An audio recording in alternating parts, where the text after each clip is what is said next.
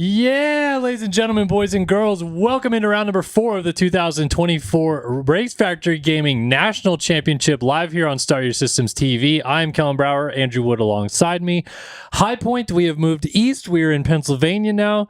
Way more hills than we've seen through the first couple rounds. I know Hangtown and Thunder Valley does have hills, but man, High Point, maybe one of the hilliest tracks we have all year. Yeah, it's pretty rough. I tried to ride a couple laps on it yesterday, and there's ruts, off cameras everywhere. It's going to be a pretty fun track. It's very high, very fast too, very high pace. So it'll be some gnarly racing for sure. Yeah, and we've seen quite a mixed bag of results through the first 3 rounds. We thought we had maybe some things figured out after the first round, and then we've kind of had 3 or 4 different guys in both classes really rise to the top and give us some good races so far. So I think we're going to have more of the same tonight.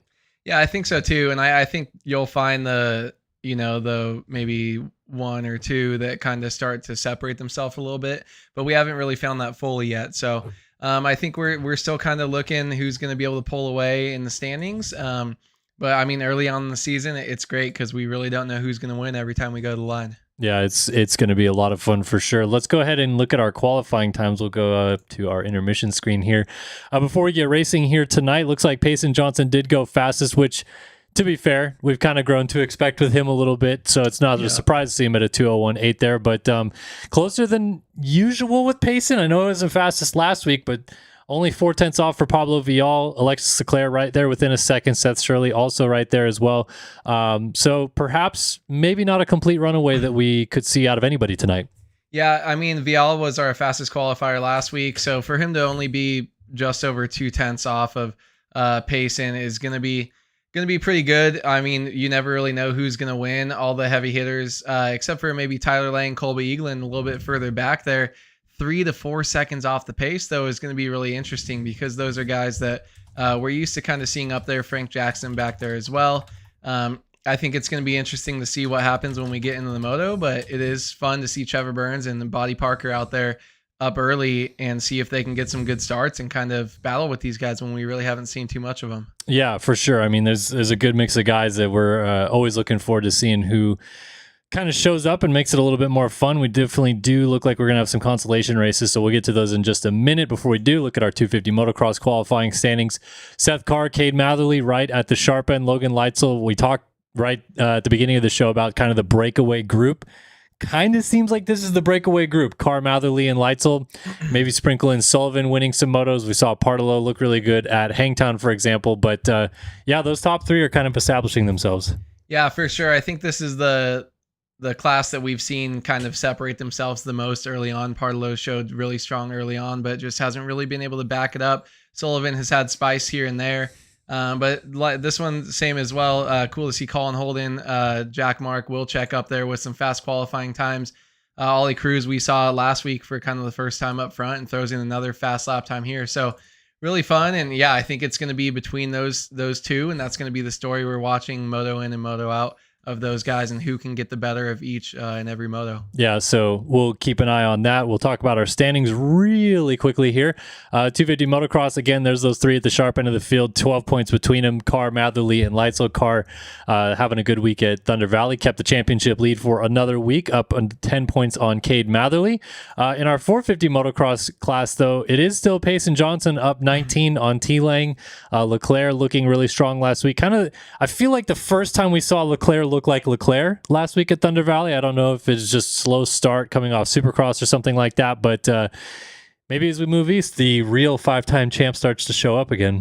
Yeah, I think that is kind of the first time we saw him look really strong, and this is another track that's really fast with some downhills that are rutted and just high-speed stuff that Payson Johnson really excels at, but so does Leclerc. And Lang, I feel like he's just going to go be kind of smooth throughout. But yeah, way bigger gap, 12 points between the top 3 and 250s. And then it's 19 just to second right now, and then kind of falls off a cliff. So really between those 3 right now, Payson Johnson, Alexis Leclerc, and Tyler Lang are going to be the ones trying to separate themselves and put in good finishes here. So those will be the 3 that we're kind of watching out for when someone gets a bad start.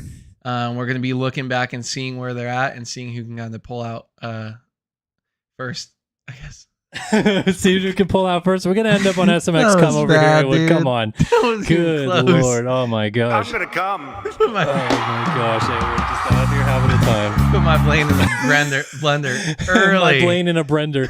Get me outta here. Gosh. All right, let's get into the server because I think we are about to at least get a consi going here pretty quickly. I want to see, did they maybe boot me out of the server? What's going on here? Oh, there we go. Or maybe We'll not. get there when it's time. You know, one Race Rider, there dude. we go. One day. My game is lagging. You're getting hard kicked right now. out. You got Photoshop trying to open in the background. I was There's trying to all get sorts of Photoshop to stuff. open, and then it's just yeah, It just seems like a not having L a you're good gonna time. have to take. It is an L I'm Why gonna are we have in to take. Photoshop? I'm trying to get a graphic up for the YouTube because it's a shitty looking graphic right now. So apologies for that. But maybe Awood, you could just talk about this racetrack as we look over it right now. Yeah, I can. So I can tell you guys that I tried to do about 5 laps on this track last night, and it really didn't go well at all. So you got a fun start that comes into a big like uphill sweeper top left of the track. You guys have probably seen this before, but they do make small changes year after year to this track, where the ruts go, you know, how the braking bumps, all that stuff, and they try to update it if there were any small changes in real life. So going to very inside favored 2 turns off the start, I feel like. And then you get those jumping rollers where you can definitely have some guys make some passes down the hill, high speed section. A lot of back and forth kind of tight stuff early on in the track. But then once we get to the bottom of the screen, we got like a triple up the hill. And then we go down into the big giant quad that they have that we're definitely going to see people tossing some whips on. But it starts to open up on that back side of the track as we get to the right side of the screen that you guys are seeing. So you'll see some very fast downhill sections, people making some mistakes there. But then we go into the back and it opens up and it's a little bit faster, but still rutted. And there's going to be lots of mistakes. Then the 2 big downhill and uphill before the finish is going to be a really tricky spot for these guys when they're trying to push and make some passes, especially late in the race when the track breaks down. Absolutely. So this is always a fun racetrack. The racing is always seemingly pretty good here as well. So let's not hold off any longer and let's maybe drop the gate here tonight at High Point. Get a quick overview of the track once more again right here. Do you like this updated version of High Point as well from what it used to look like? I don't know why my game is lagging so badly right now. Trying to figure this out here. Hopefully the time is frozen at the top left. Is that the... I wonder if you toggle... You shouldn't have any offset because you're in... Yeah, it's tweaking. Oh, do I have maybe my graphics turned too high? I have them cranked. Yeah, so All right. we'll get there when it's time. We're going to get We'll be into there. a consi here. This track, I do like. I feel like it's gotten a little bit more rideable. I feel like the early versions... Was it Hagvist who made the first versions? He also made Hangtown. Maybe not, but... I feel like it's gotten a little bit more rideable. Not for me because I suck these days, but I feel like these guys have the opportunity to move around a little bit more usable lines. With the Erode, we kind of pre-build in some small ruts, and then those get deeper as the moto goes on, and these guys can kind of... There's some variability to where they can go inside or outside. So I do like it. It's pretty fun. I'm not a fan of off cambers though, so I hate about half of the turns on this track. Especially the really big downhill and then the steep uphill before the finish line. And I feel like that ends up being such a pivotal section in a lot of races. Pivotal. There you go. Just throwing in extra syllables. But you're getting there. it's tricky. It's rough. And I think we're going to see a lot of people going down just from this photo. You can see so many ruts and it's so scary. I know, like the section, maybe corner 5 to 8 or 9 or so, it's just ruts. You're basically just in a long rut almost the whole way through them. Yeah, and it used to be a lot more open. So I actually maybe I do like the old version because you could just... I don't like ruts. I don't really do well in them in real life either. Just give me a flat track and let me sweep some outsides and kind of pick where I want to go. I do think it's almost maybe getting to a point where there's a little bit too much, especially when it gets to where the Erode comes in and everything just gets deeper and turns into walls. I do wish it kind of became like a more MXGP prep or what we see now in the Nationals and was a little bit more open and flowy and these guys can kind of cut in and out instead of being a little slot car-y. But there's a couple tracks that end up being that way. Yeah, I mean, all these national tracks, like it seems like year after year, we just kind of rehash the same story. I feel like the Race Factory Gaming track crew has been better this year about creating more opportunities, more open lines, and also making it so that the track starts kind of rough and stays rough. I feel like if you remember maybe 2-3 years ago, we really started getting into road races. They would leave it flat, like super flat to start the motos, and then you'd have those wall ruts develop. So certainly seems like there's been a few more options per round this year, and maybe going a little bit deeper with some of the ruts at this round was on purpose to make it so that there's that opportunity available for riders to look around a little bit. But yeah, we'll see. Yeah, I think this is always the first track. It's like, oh, they're going back East Coast. High Point is where, riders in real life figure out their suspension, and their setups suck because they've been riding smooth stuff. So I mean, it is cool to see it like that, but Lakewood also is really, really ruddy. But we actually did just talk last week, they were able to move around. So maybe it's by design. There's not many kind of flat spots where you can move around on this track. That's one thing I'm trying to do is at least get a little bit, maybe 10, 15 minutes in on each track.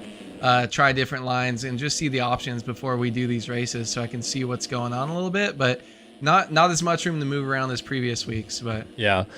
So I believe this is the 250 consolation race on 3 laps in, finally got into the server. So Tyler Nichols leads Jackson Vick in the 2 spot. Again, we saw him last week, I believe, in the Consi as well. Nick Niles, Caden Speck, 1, 2, 3, 4 at the moment. Brad Street Adams in the 5-6 spot with Harrison Gafford 7th. Jeff Giffen, Cody Wells, and Hunter Ash rounding out the top 10. Dalton Caudill right behind Hunter Ash. Only 4 riders go through out of this one, though. So if you are not in those front 4 positions, you are going to have a long evening of watching from the sidelines. And hopefully for their sake, they can get into the motos and make it happen. Tyler Nichols, though, controlling the point here, and this is our first kind of look at what this racetrack is going to race like. And honestly, the consolation races as well always kind of give us an opportunity to see some close quarters racing, because it's basically guys that were fractions of a second apart. And here we go, Jackson Vick going at it with Tyler Nichols for the race lead. Yeah, we see Jackson Vick kind of held up a little bit there. Didn't really go for the full quad. It's a pretty big send on the 250s, but definitely doable depending on if you're whipping or not. And it's kind of a tricky spot. It's such a big jump. It makes it hard for those guys to whip. But, man, look at this inside out. Jackson Vick trying to make the move up the inside. Goes a little bit too far inside and hits that bail. But, yeah, I love the racing we get, especially on the bubble of these consies. It is so close, being such a short race, and these guys are so evenly matched normally that we get to see kind of how the racing is gonna turn out when we get to the real motos. But, man, Tyler Nichols getting a little bit of a gap here after that mistake from Vick. Look at Tyler Nichols getting that gap established, as you said, up to the top of the hill, sliding into that corner, and then this dreaded long downhill big section to gain or lose time into this off-camber corner if you get it all the way right to the bottom of the hill. And both of those riders up front get it pretty well. Jackson Vick, a little slide out on corner exit right there. And Nick Niles trying to close that opportunity down. Dead-Eye Gary in chat wants us to look at Nick Niles' kit and see how things are going for him. Got the Underground RC. Looks like it's a Canvas. Triumph. The canvas stuff. Yeah, us at SYS Racing also got some sweet canvas stuff. Big shout out to, I think it's Freddie Carlson, who's always putting that stuff together. And very good look here, no question about it, for Nick Niles. So yeah, I like that gear, little bubblegum type colors. I love bright, like neon kind of type colors. Yeah. So always pretty good. I think we have a set similar to that one too. All these guys are pretty fresh right here. These 3 in a row, just looking real good. Caden Speck looking That's like a real clean. life Star Yamaha rider too. Just a clean Thor setup, black, perfectly matches his bike. These guys, we might have some Lit Kit awards going to some consolation racers here. Yeah, looks like our top 4 is pretty much decided too, because P5 Trent Adams went down and disconnected. Jeff Giffen is back here still trying his heart out. This is a weird mix. Well, maybe I don't have his helmet. No, I would have, because why have those goggles? But he's got a 6D helmet with Fox gear, Fox boots. Kind of a weird. That's fine. Yeah, I guess it goes together. It's all right. If you're helmet only. Yeah, like Bell with Fox, for example. Shoei, Arai, 60, like you can go with anything, even if they make a boot, because so many people do. But it's the A-Stars one is the one that is like I'm iffy on, because they came out with it late in their gear. I don't know. That's a whole thing, because A-Stars boots go with everything. It's hard out here, when you're going for Lit Kit type stuff. There's rules, and there's some weird rules to those. So there's don't question it. And if you tell me something different in chat, you're wrong.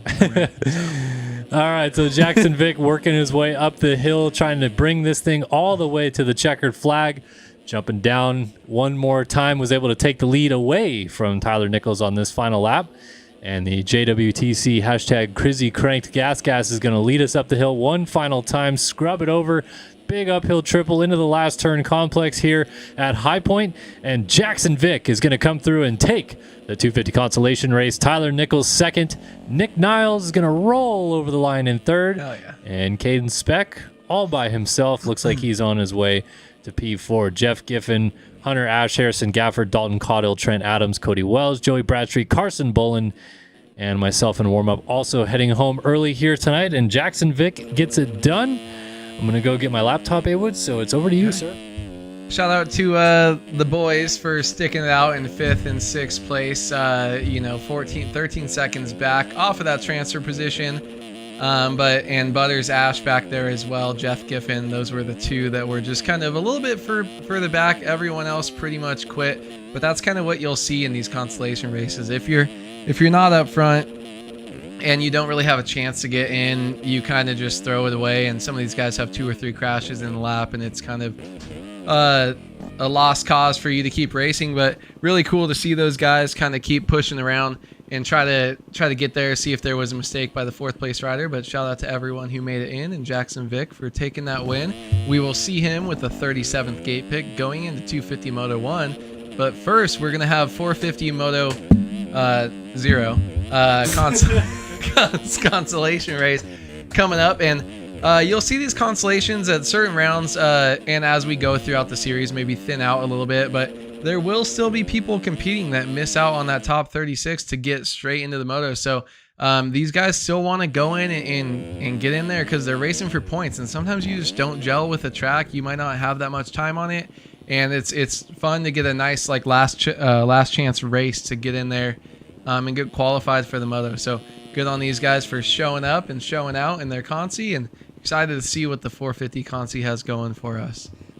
Yeah, so 450 consolation race coming up next, and that will be the same story, 4 laps, 4 riders going through to the main program, and you will want to stick around for that because I think there's going to be a few more guys going to the line in this one than we saw just now in the 250 consolation race, which is always a good time to just kind of have a little bit more bikes on the track. Those last qualifying positions, certainly hot tickets up for grabs, as everyone doesn't want to go home early tonight, as we mentioned, and yeah, we'll see how things go. In fact, while I'm doing this, I'm going to pull this up and take a look at our lineup here tonight for the 450 consolation race, and we're going to do our first channel points betting game of the night and pick out some consolation race winners. If you weren't with us last week, this is we do predictions, and so Awood and I will pick out a couple people, ask you guys a question. You can bet channel points in the Twitch chat for these predictions. So with the consolation race coming up, Awood, you can kind of look at this as well for our running order: Austin Bear, Sonny Spicer, Jet Wisdom, Carl Novak, Tyler Blowers, JR Reyes, Jack Fowler, Eduardo Simos, Zach Fisher, Devers, Gilmore, George, you name it, they're in it. McIntosh. Do you want to do a highest finisher in this one? Okay, yeah, let's pick like 3 or 4 riders and who will finish the highest. Yeah. I'm liking, I feel it's hard because there's people that get in and out different rounds, but I like myself. You can kind of pick through these with me. I like myself a JR Reyes, an Austin Bear, Sonny Spicer, Schaefer, maybe, who else? We got Fowler, Wisdom. Who do we got? I like a Rogan McIntosh in there too. Okay, so we're going to do JR Reyes, Austin Bear, Sonny Spicer, and Rogan McIntosh for this one. We'll give you guys a minute. You can bet channel points and who will finish the highest in the 450 consi. It could be 6, could be the last person to quit, could be the winner. So just get out there and support some of the guys out here. We only got 1 minute going though. JR Reyes, Austin Bear, Sonny Spicer, and Rogan McIntosh. So you guys get out there. If you got channel points, you guys have 45 seconds left to throw some down and try to get some returns, and we'll be able to redeem these in the next week or two and get some fun stuff going on stream as well. So yeah, let us know, by the way, in the chat what you guys would like for us to do as a reward for redeeming channel points. We'll probably set it at a pretty high channel point, whatever it is. But if you guys have one that you want us to do, let us know. We can't do any sort of like drinking games or anything like that. I guess it's against the terms of service policy for Twitch. But if you have ones that you would like to see for us to reward you guys for always being around, getting those channel points, betting them, and winning, we'd be more than happy to entertain a few of them for sure. So there'll be a round or two where I just drink on my own. So you guys, there'll be drinking going on, but just not betting with your channel points.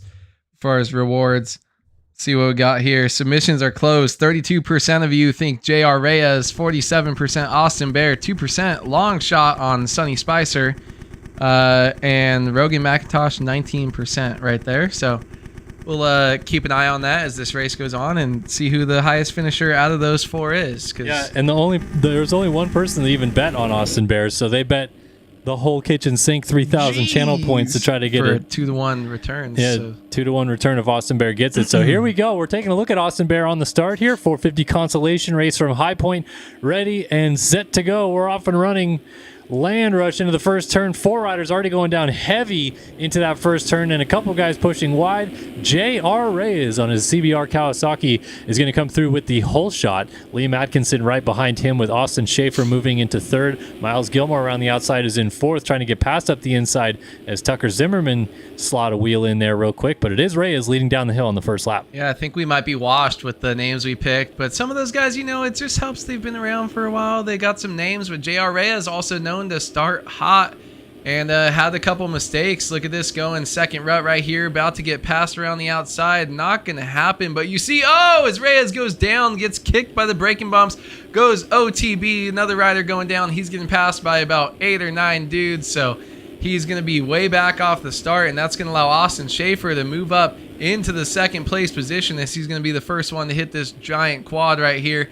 And a lot of these guys won't be throwing the biggest whips because there is a chance to double whip on those and land sideways. So playing it safe. It was a clean, close start early on, but Schaefer's getting a little bit of a gap here, Kellen. Yeah, Schaefer is opening up that gap very nicely, as you mentioned, as he jumps up to the back of the track here on the first lap. 2-second lead over Liam Atkinson, Miles Gilmore, and Sonny Spicer in your top 4 positions. Field already starting to spread out just a little bit as we work our way back into the center of the facility one final time before we get a full complete lap in. Atkinson starting to close that gap down slightly in second. There's Spicer in third, and Will now is in fourth now, as Blowers and Austin Bear are trying to close that gap down. 3,000 channel points wagered on Austin Bear, and he is down hard. Found the trampoline at the bottom of the hill, and right behind him, someone just did the exact same Rogan? thing.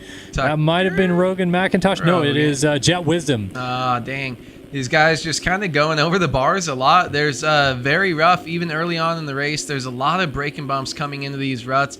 You'll see every corner has got about 4 to 5 ruts in it, but there's also some very high-speed sections into some big braking bumps. So these guys have to learn how to finesse those going into it, or just let their suspension do the work and get themselves into the corner cleanly. But look at this tight gap we got here. Jeez. 4 riders here, 5 coming up the back. Rogan McIntosh trying to work his way through here. He's in the 6th place position, so no, he's not. Where is he at? Rogan McIntosh in 10th right now. This 10th. entire We're way group, back. Yeah, we are 10, 8, 9, and 7 or so right here. All these guys mixed it up. So let's reset it because one lap has been completed. Schaefer in the lead. Atkinson just made a mistake in P2 on the racetrack right there, so he spun it around. He's now into 4th. Tyler Blowers is closing the gap down. Sonny Spicer and Will now went by, and then Blowers lays it down at the bottom of the hill. So suddenly our 4-rider train at the front of this pack has got a nice little gap to work with. We'll go on board Atkinson and see what it looks like.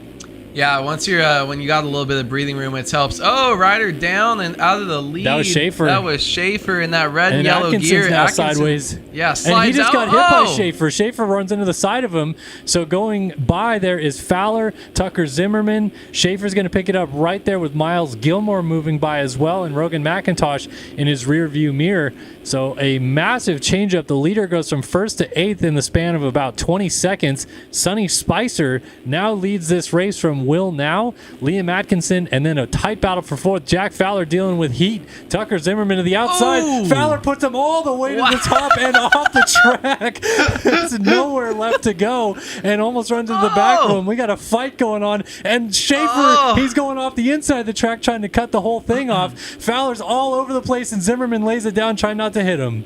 Yeah, look at this, man. They were trying to hold on. Gilmore was trying to make moves there as well. This 450 class, always a little bit tighter. There's just so much experience in these groups, and these guys are a little bit closer. Gilmore trying to send it to the outside here, trying to make a move, unable to make it. It's just so much further outside there. Schaefer coming up behind him as well in that red and yellow gear. You see these guys just battling tooth and nail, and someone's going to be sending it down this hill. I just know it. And look at all the guys behind him. Oh, Gilmore into the back. Jeez, oh my gosh. Yard sailing. Schaefer's now in the driver's seat. He's right there in fifth, right behind the spot you want to be. And who is that? Jack Fowler right behind him trying to make the move up. Yeah, no, that's Schaefer. Schaefer made the pass because Fowler jumped to the right, and then Schaefer got stuck in the tough blocks. Now Blowers is trying to get around Jack Fowler. Jack Fowler riding a very wide machine right now on that Suzuki in fourth, as Blowers is putting the heat on him, trying to close this gap down. We got 2 laps to go. Blowers on the inside, not going to make the move, as Fowler around the outside makes it hard hitting to get that pass done, and not able to get it done just yet. There was Blowers. Here comes Jet Wisdom from that crash in the back all the way right into this fight for this transfer spot on his Nexus Triumph, and switching up his line. Tyler Blowers trying to pull up alongside. We got 3 riders going for 4th place coming down the hill, and Fowler almost goes down. Yeah, man, I love the way Fowler's riding right here, riding a wide bike. Oh, he's jumping sideways. Didn't even look like he meant to do that. Looks like he's going to lose the spot to Tyler Blowers as he rails around the outside here. Oh, and he goes down trying to get to the inside of this. So rough there into such a tight corner, but Jet Wisdom has something to say about it too. He's going to push too hard, get a little bit of a kick there, and a little bit of breathing room as Schaefer is trying to make a pass around him, unable to get the triple there. I love the way these guys are riding. Ride a wide bike. If you're in the 4th place spot, look at that Schaefer going by 3 wide over this. Someone went down before the lip, and I think that was Schaefer cleaning out a wheel. This is all over the place, man. This is crazy right here. Just how evenly matched this 450 consolation race is. Oh my goodness, they're trying to get a nose in everywhere and can't quite make it happen, as Fowler still holds on to the final transfer spot. Schaefer and Wisdom in a dogfight right now, and Fowler goes down, hits his head on an inside tough block and lays it over. So now Jet Wisdom goes into the final transfer spot, and this fight that we saw happening for 5th place is now the fight for 4th, and it's only going to get better from here, because it looks like Schaefer's chomping at the bit, trying this inside line. Not close enough yet, but the battle continues. Yeah, Schaefer can kind of go tunnel vision here now. He's only got one person to deal with. You don't really go outside and expose yourself to a move up the inside or something like that. So you kind of control your own destiny being behind Jet Wisdom here. Just need to keep it close.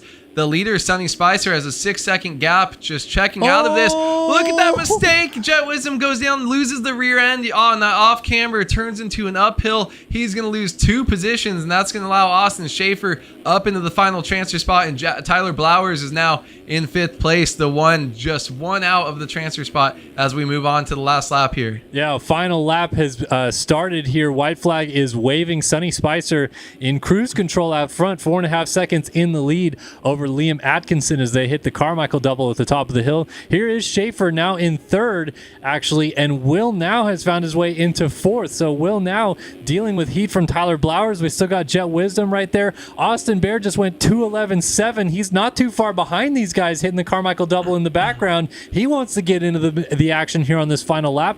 Will Now is trying to hold it off, and he's got a train of riders stacking up behind him. Yeah, Will Now's like, dude, I've been out of the drama this whole race. Just leave me alone and let me keep going. But he's got so much pressure coming up behind him. He's really got to push, because when you got 2 riders that close, you really can't just lay up and ride this thing home. Our leader, Sonny Spicer, is looking really good out front. And, man, these guys are actually way back off even the top 2. This is pretty much the whole race right here. Who's going to get this final transfer spot? But right now, Will Now's doing a good job of holding on to it. Chasing Austin Schaefer, though, I think he would like one more position just for a small buffer here, but he's looking good so far. But, man, just like that, Tyler Blauer is getting a send down that hill and able to tighten it up a little bit. Yeah, this is going to come down to that final off-camber, I believe, before our second-to-last corner on the racetrack. Now is doing a great job of holding position and hitting his marks, but Tyler Blowers is pushing him tooth and nail to the checkered flag right now. Sonny Spicer looks like he is on his way to winning this race, but all eyes on this battle for the 4th and final transfer spot on this racetrack. Schaefer just up the road, goes off screen. Now a mistake, not able to get a good drive on this uphill, and that's going to allow Tyler Blowers right into the mix again. Blowers launching up to the top of the hill right there. And whoa, Will now launches down the hill, and he goes down. Why did he do that? What was the point? He didn't need to do that at all. As Spicer takes the win, Atkinson and Schaefer are going to go through. Blowers is going to be gifted the position.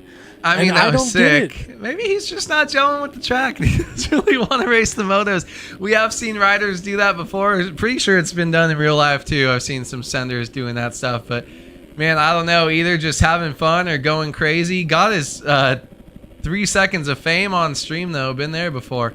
And but man, he's not going to make it through the Consi into the top 40 here tonight. Man, I guess I don't even want to say bummer for him because he took himself out of it, but what a way to go. That is such a weird sequence right there. I just don't understand the move if you're in a transfer spot trying to hold on to it on the final lap and you go for the send, but all the respect to him for giving it a shot. A couple other riders still trying to finish off their race right now. A lot of guys did not finish this one. 19 started and 15 are going home early here tonight. As right now it is Blowers, Schaefer, and Atkinson along with our race winner Sonny Spicer that are going through to the motos. We'll see if it stays that way. Should do. 3.1 second gap for Blowers, and can't imagine the cuts were too much bigger than that. Everyone seemed to stay on the track quite well. So we'll wait for those penalties to come in, divvy up our channel points rewards here, and pick out the winner here, Sonny Spicer, which we believe will be confirmed in just a moment. I was thinking a couple rewards we could give out, and I don't know how much channel points we want to do for this. But we could maybe do something, Awood, where we do like, we'll call a race as if we're Ralph and Jeff for 3 minutes, or call a race in the Supercross announcer's voice for 3 minutes. You got the voice. I'm so bad at like impressions though. I mean, I feel like that would be good every time we throw it to you. You try to be Ralph or the Monster Energy Supercross guy. But I mean, yeah, different things, and I feel like they're pretty easy to like add in different ones, right? So we could throw one out, even let it happen once or twice, you know. But yeah, I don't know how good I'm gonna be with the impressions. I don't know. I feel like we need some people in chat to kind of throw out some fun ideas that they would think would be good for us to do. Yeah, like if you were gonna drop, let's say you're gonna drop, how long does it take to gain maybe 5,000 channel points? I mean, if you win a good bet, not that long. But I'm always in chat reading it, and I got I get 60 from being in here for 15, 20 minutes. It's like, so what would you drop 5,000 channel points on, or what would you drop 10,000 channel points on? Something big. I only had 10K when we started this, so that's got to be a huge reward. We had people last week that bet and won 27,000 channel points, for example. That's the whole point, is trying to get you guys to get involved in the channel point soiree, and have a little bit more fun with that. So I like, let's see what it costs to just, if you just want to highlight your own message, it's got to be, dang, that's cheap actually. Justin Bradley says just do RC and stumble on words and mispronounce everyone's names. You could try to mess up as much as RC does. There's a challenge for you.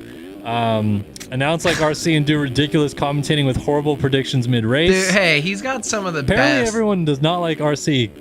Commentator voice. That would be pretty fun. Yeah, we could just whisper for like a couple minutes. That inside line right there is Alexis Leclerc. Nice move out of the 7. Oh, he's just going to blow that corner right there. Is Sonny Spicer. Yeah, I mean, that would fun baseball commentator. If not, I mean, that would be pretty good. You could definitely do some... So let's do some Bob Ross type stuff. I mean, you could always just do like special commentator voice and they can request or something. And like, you know, I don't know. We do it for a minute or two. What else? What could we do? Who's Mike Breen? Colin, you got high ceilings?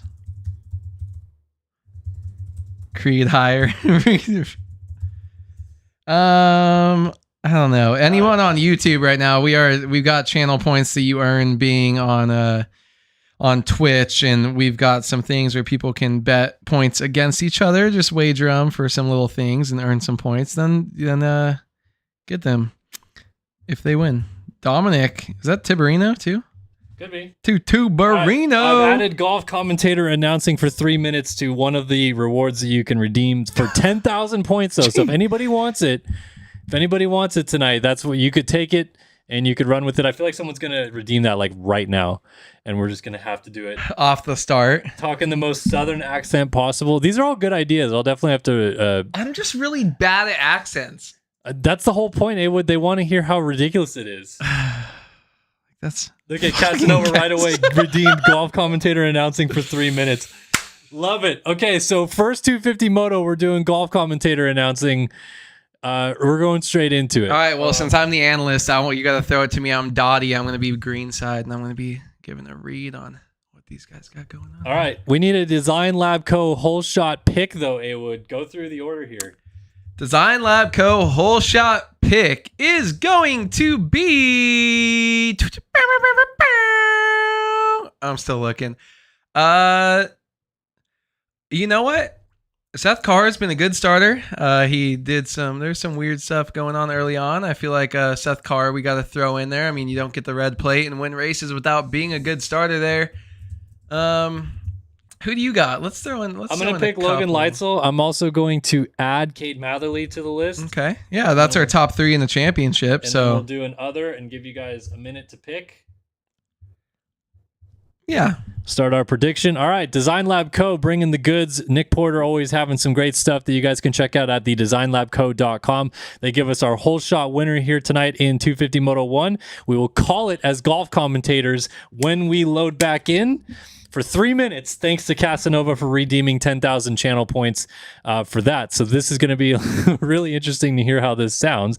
And we're going to go racing for 250 Moto 1 here at High Point in just a moment. God, we got to do it till freaking 27 minutes on the clock. Or 3 minutes, I guess it counts out. 27 for the guys counting. Does it count down or up, the timer you have on the screen? On the screen, it counts down, but in the server, it counts up. Yeah. It's kind of backwards, but it's all right. All right, we're getting those bets rolling in. A lot of people picking other. We got let me get over in here. 11,000 channel points going to someone other than Seth Carr, Logan Leitzel, or Cade Matherly. So even if you just pick those guys, you drop a cheeky little bet right now on Seth Carr, 34 to 1 odds right now. You could be rolling out of here with some big channel points as we've got a lot of people rolling in the bets. Almost loaded in here for 250 Moto 1 at High Point. And yeah, looks like we have now completed that countdown. 77% of you think someone other than Seth Carr, Logan Leitzel, or Cade Matherly will get the Design Lab Co. whole shot here tonight. 13% believe Matherly's got it. 6% think it's Logan Leitzel, and only 4% think it's Seth Carr, who I believe whole shot our first moto last week at Thunder Valley. So we'll see if Carr can prove a lot of people wrong and get to that first turn first here at High Point. Hello and welcome to the Country Club of Motocross, coming to you from round 4 at High Point Raceway in Mount Morris, Pennsylvania. We're going to go down to Kellen Brower, who is on the starting line, going to get you guys a read on what we got going down on over there. Well, the racetrack here tonight at High Point, it's a lovely racetrack here. Great dirt, great soil, a lot of great opportunities for people to lay into this one. And you might even get a slice or a wedge cut up underneath someone by getting through a rut nicely on the inside. So we'll see whether or not Cade Matherly can maybe make amends from a couple bad starts last week, make some good opportunities, maybe scrub his way into the lead and check out here in 250 Moto number 1. Back to you, Andrew. Pretty good, Kellen. I like the predictions you got going on. You got Cade Matherly here on the start right now, but I honestly think that Seth Carr's got a really good chance of putting it inside Cade Matherly as they go into the first corner here. He's been getting some good jumps lately, and I really just I think that he's been putting him close, and he'll be putting himself right up front there as we get on, and we're about to drop the gate here as we go into the start of 250 Moto 1 here at High Point. Absolutely. Everyone's going to lock those Hinson clutches down tight. Click it down into second gear, and away we will go here in 250 Moto number 1 here at High Point. 30 minutes on the clock plus 2 laps, and we will have ourselves a moto winner from the first moto of 2 in the 250 class at High Point. Who's going to get the all-important Design Lab Co. whole shot? That 30 car to sideways, and they're all going to take a big swing at turn number 1. The gate is down, launching off the gate. Looks like the 23 into turn number 1 first. Let's see if he comes through. He slides down, and Joey Carter is going to grab the Design Lab Co. whole shot on his Dr. Do Racing gas, putting together great reels on the Instagram every single day and ripping hole shots. That's what Joey Carter's known for out here. Yeah, Joey Carter just got a great jump out of that gate there. Really able to put it on the field there. He's starting to give himself a little bit of gap. That's what you want early on a Saturday. Saturday also known as moving day. And Joey Carter trying to move himself up a little bit away from the field here and just really extend the points lead. But we got some fast riders coming up behind him. Hayden Stevenson and Braden Tharp really putting a charge on the last couple holes here as they kind of tighten this thing up. Joey Carter goes down though, guys, and that's a big miss for him. Really just can't have a miss that big early on in the round here. You hate to see that, he got stuck in the bunker right there, and you could see it just kind of spin around a little bit too quick on him.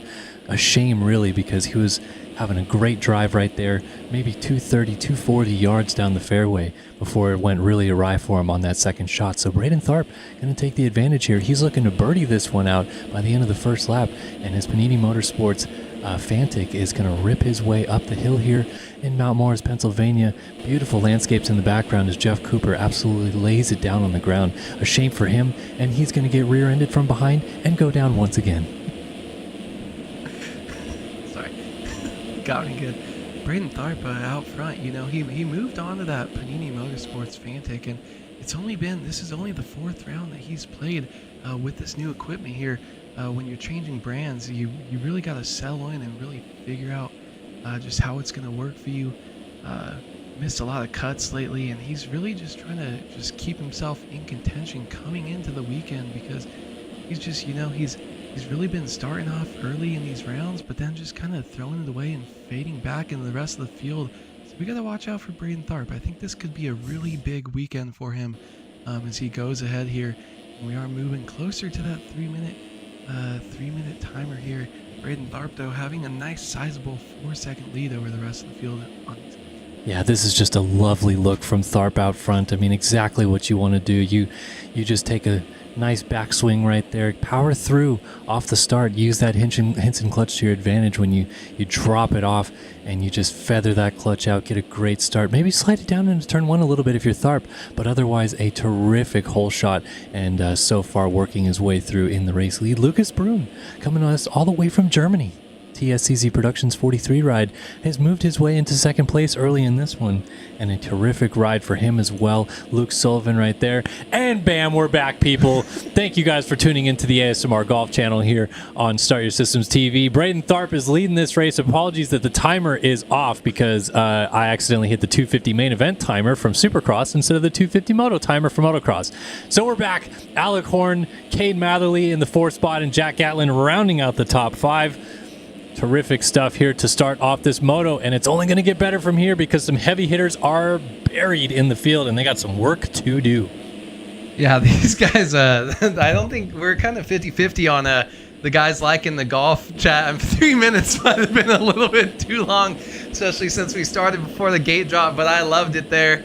Man, you got some good references in there that made me laugh and threw me off a little bit, but man, this is a pretty surprising little group we got here up front. Right now we're watching Jack Gatlin, who's crushing it in 5th right now, chasing down Cade Matherly.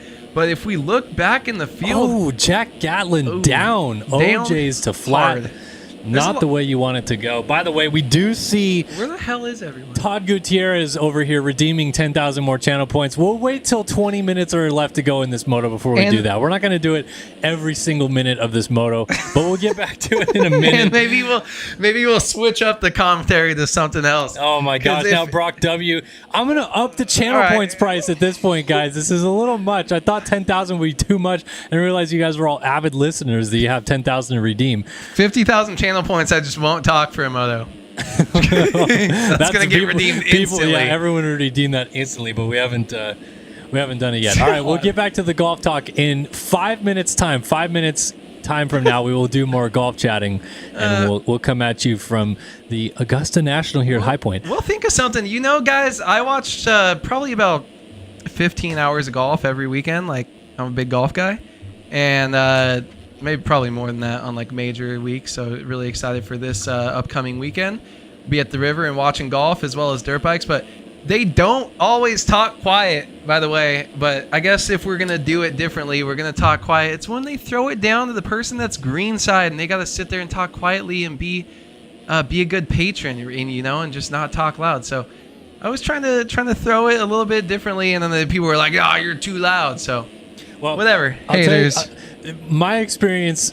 All I'm really like, I watch golf, but I was just thinking in my mind over and over again the Tiger Woods hole-in-one shot from the AZ Open or whatever it's called from 1996, where they go, "Oh, it's just a nice, comfortable 9-iron for him." Yeah. So that's what I was leaning on. But either way, let's talk about this moto action battle before we get there.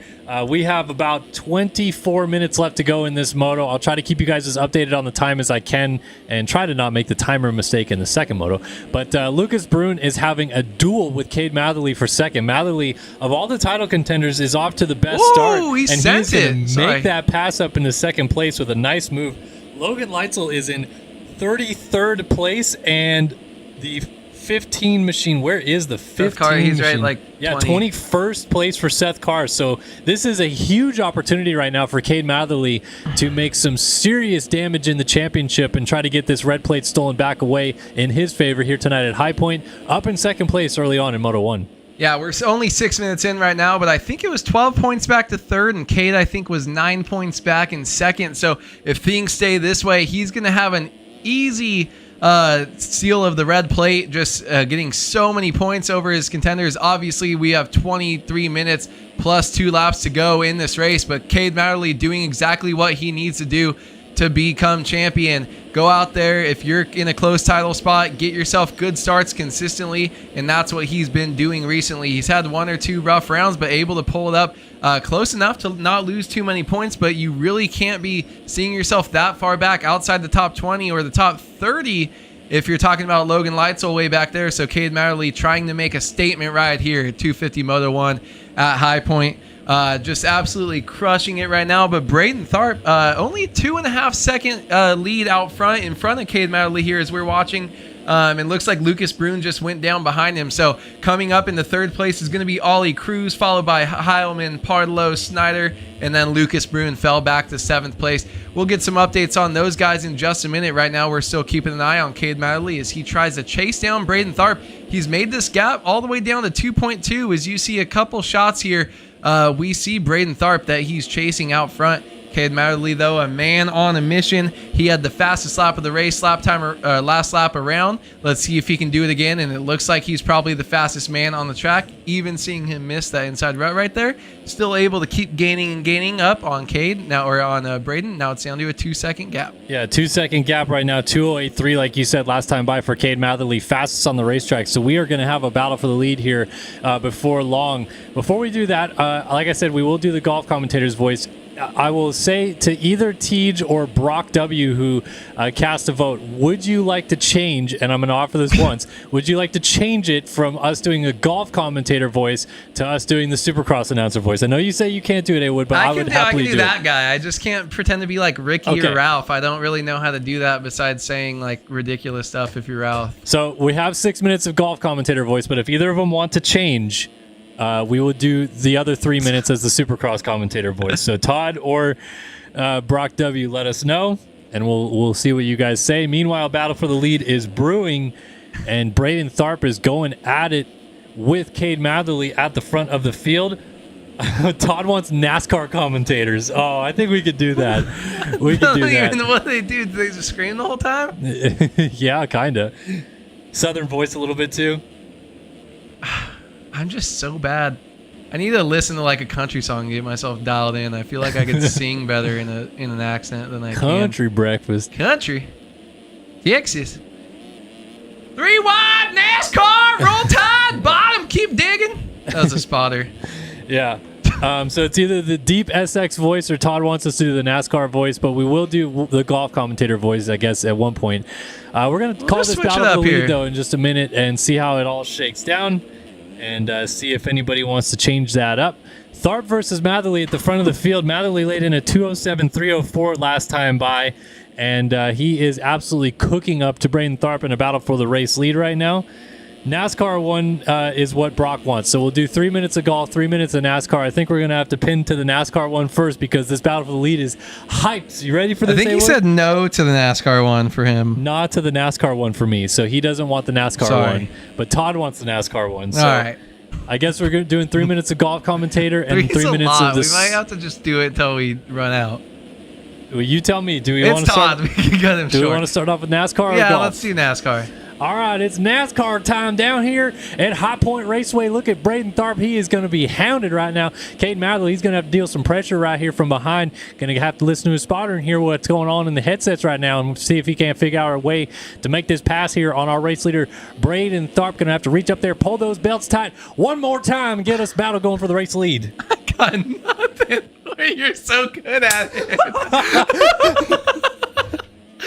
I got nothing. I mean, let's see. Caden Matherly right now coming in, trying to come up behind Braden Tharp, see if he can get some of that drag right behind him. Or, wait, what's it called? Draft. He's trying to catch a draft behind him. But what's the side draft? See, I don't know, dude. I don't got anything going. But Braden Tharp, he's pulling away. He's losing that lead. If we can get on the first-person camera right here, Caden Matherly, let's see what he's got going on. We'll see him pushing into these corners. He's going real fast and real left right now. What is this? He's going right? He's going left? I don't know what this is. This ain't no racing What's NASCAR. That? This ain't We're NASCAR? going right. They're making left turns. They're making right turns. They're going yeah, all brother. over the place, man. They're raising hell and praising Dale out here at High Point Raceway with Caden Matherly trying to close this gap down on our race leader, Braden Tharp. And you can tell they got the bit between their teeth, man. They are absolutely hauling the mail in these motorcycles right now, getting after it, going for it, and putting the gap and a hurting on the rest of the field. This is the type of battles we like to see out here in AMA Pro Motocross Racing and MX Simulator. You like it, we like it. We're giving it to you. High intensity action here at High Point Raceway. Yeah, I'm out. You can keep doing it, though. Caden Matherly, I'll just throw it back to you. I can't do it, dude. You're unreal at it.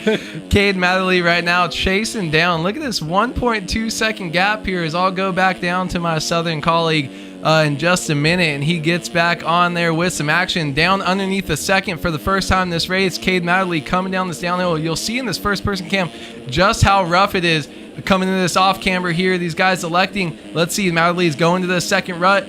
Tharp going all the way to the outside there. Matherly has the preferred line, though. Going to be able to get the drive up this big triple here, and look at how close these guys are. Let me throw it over to my colleague, Kellen Brower. Yeah, and we are going back to our golf commentator action now. We've got 3 minutes done, 3 minutes of this left to go. Thank you to Brock W. for that lovely, lovely donation sent our way via channel points. So Braden Tharp continues to lead the race, and I'll tell you what, Andrew Wood, this is exactly what he wants to see out here. Clean racetrack, no one in front of him as well. Gives him a great opportunity to look down the fairway and call his shot. Yeah, I know. I think he's just gonna take a nice solid approach here. Just try to find this fairway and not really push too hard. He just needs to kind of play it safe. When you're out front, you got to lead. I know that we've seen Caden Matherly push up just a little bit here, but Braden Tharp just needs to play it safe and hold on to this thing. We're not even halfway into this, but I think if you blow a lead this early in the round, it's going to be just devastating for him. So Braden Tharp just trying to hold on to it. But, man, Caden Matherly right behind him is coming with a birdie stretch, and he seems like he wants to take over the lead. Yeah, I feel like Caden Matherly here, if you're looking at this opportunity, you just have to keep consistently nailing your shots, hitting the drives that you want. And, if you see an opportunity, take it. Tharp is starting to struggle a little bit in the latter half of this race, in the back nine of this racetrack right now, and dealing with a lot of pressure from the pressure that is being put on by Caden Matherly. And Matherly's done a great job of just making Tharp work for it, man. He is not giving him any side bets here. He's just letting him slide back into his clutches and really, really giving him an effort for this race lead. Well, you're going somewhere else there, Cal.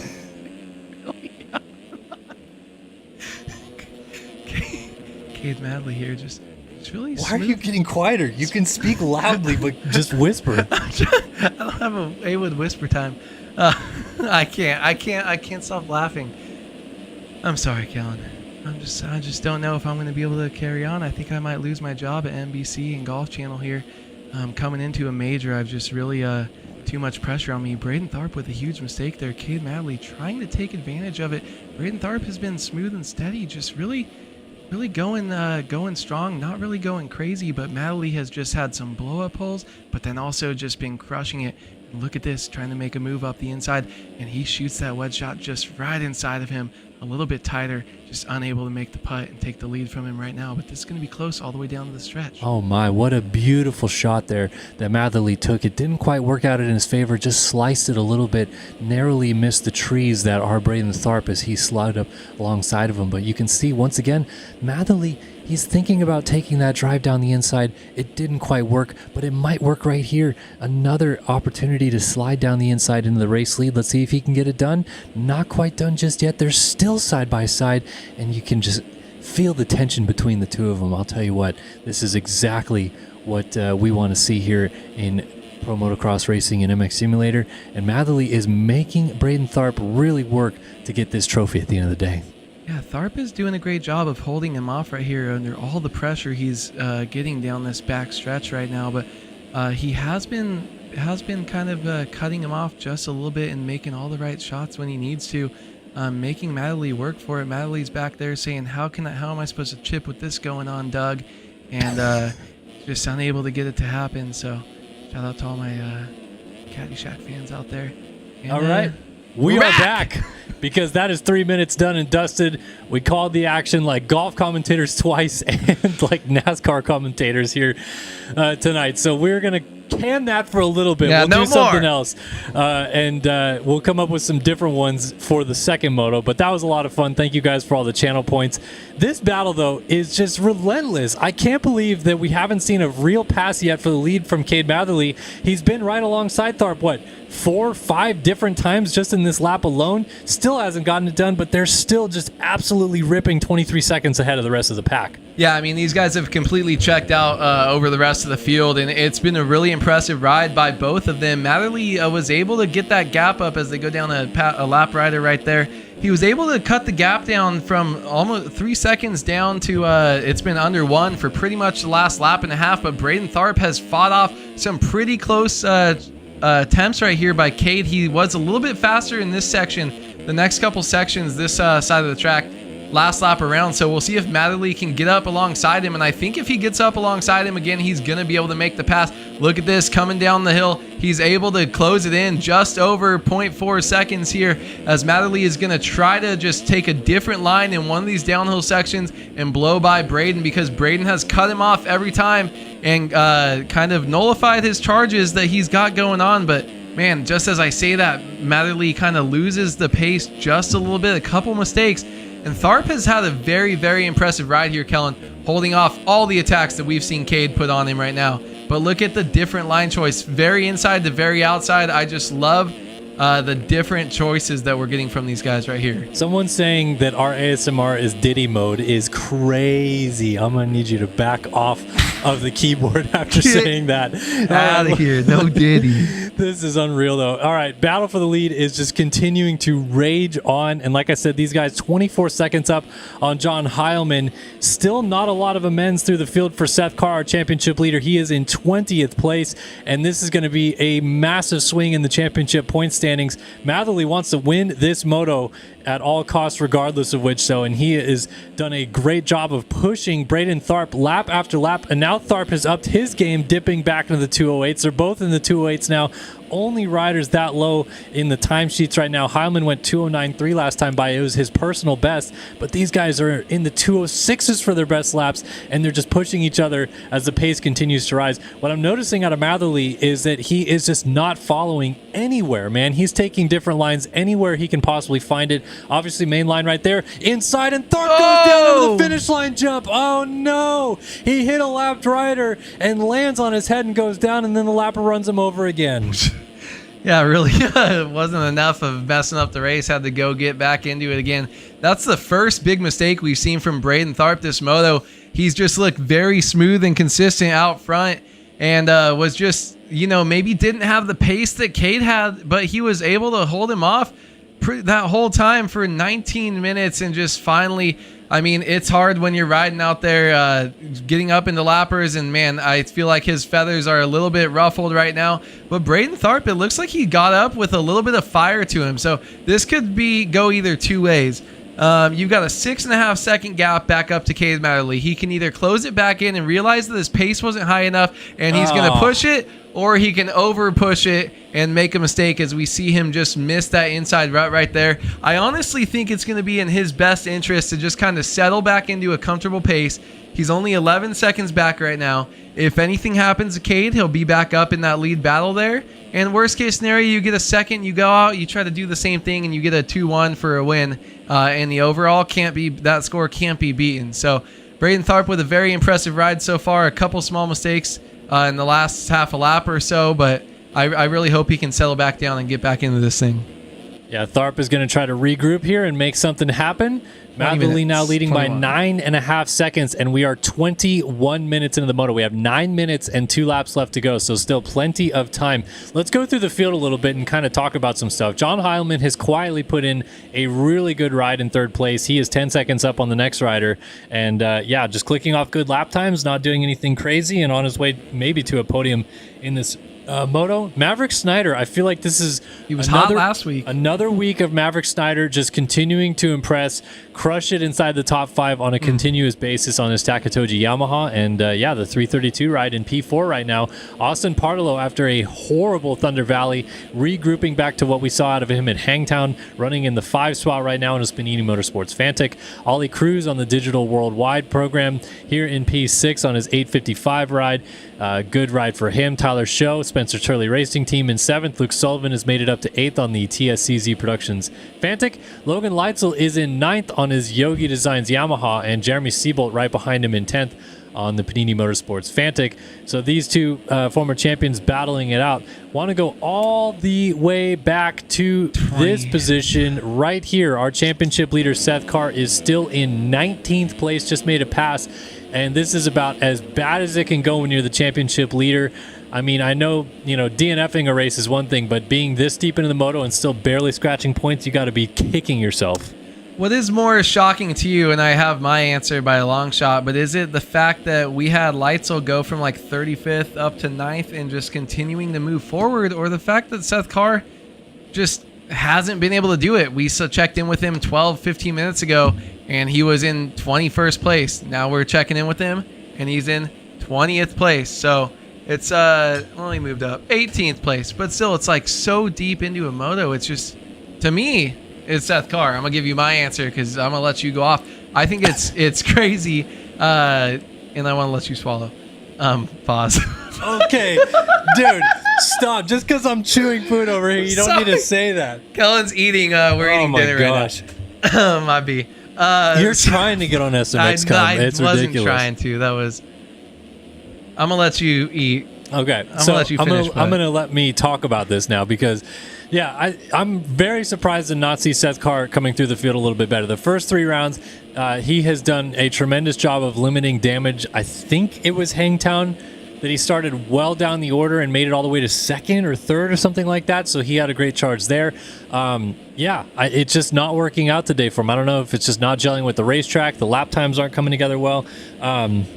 Whatever it is, it's not gone his way. And this is massive for the championship because, yeah, it's one thing to finish 9th in a moto, something like that. But if Matherly's going to win this and he's going to lose 23, 25 potentially points, that's a huge swing in the championship.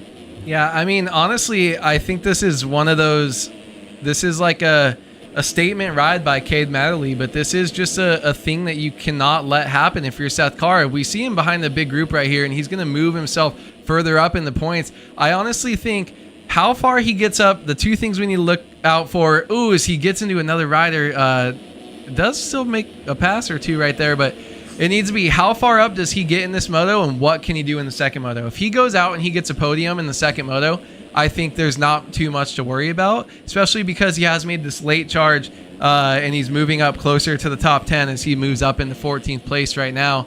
But this is exactly what you cannot have happen, and if you want to win championships, you can't have a bad race like this. This is worse than I don't think he's been crashing out, making his own mistakes. I think it was a bad start getting into other riders, and then it just kind of boils over. But man, limiting this early in the season is huge right now, because I think if you give Cade Matherly any points lead and any confidence, he's just going to try to check out and get away from you in this championship fight.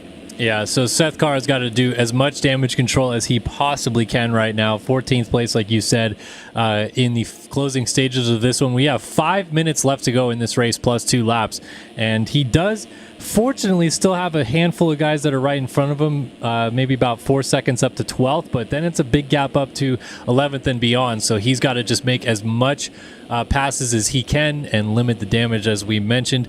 Let's get back up to the lead battle, because it has changed. Braden Tharp has retaken over the race lead. Cade Matherly warmed up his arm and threw this thing away at some point on the racetrack, and now he's got to go back to work. We are back right to what we saw maybe about 10 minutes into the moto, but this time we're 26 minutes into the moto, and Matherly's got some work to do. He's being blocked badly by a lapper right there, but finally able to get by.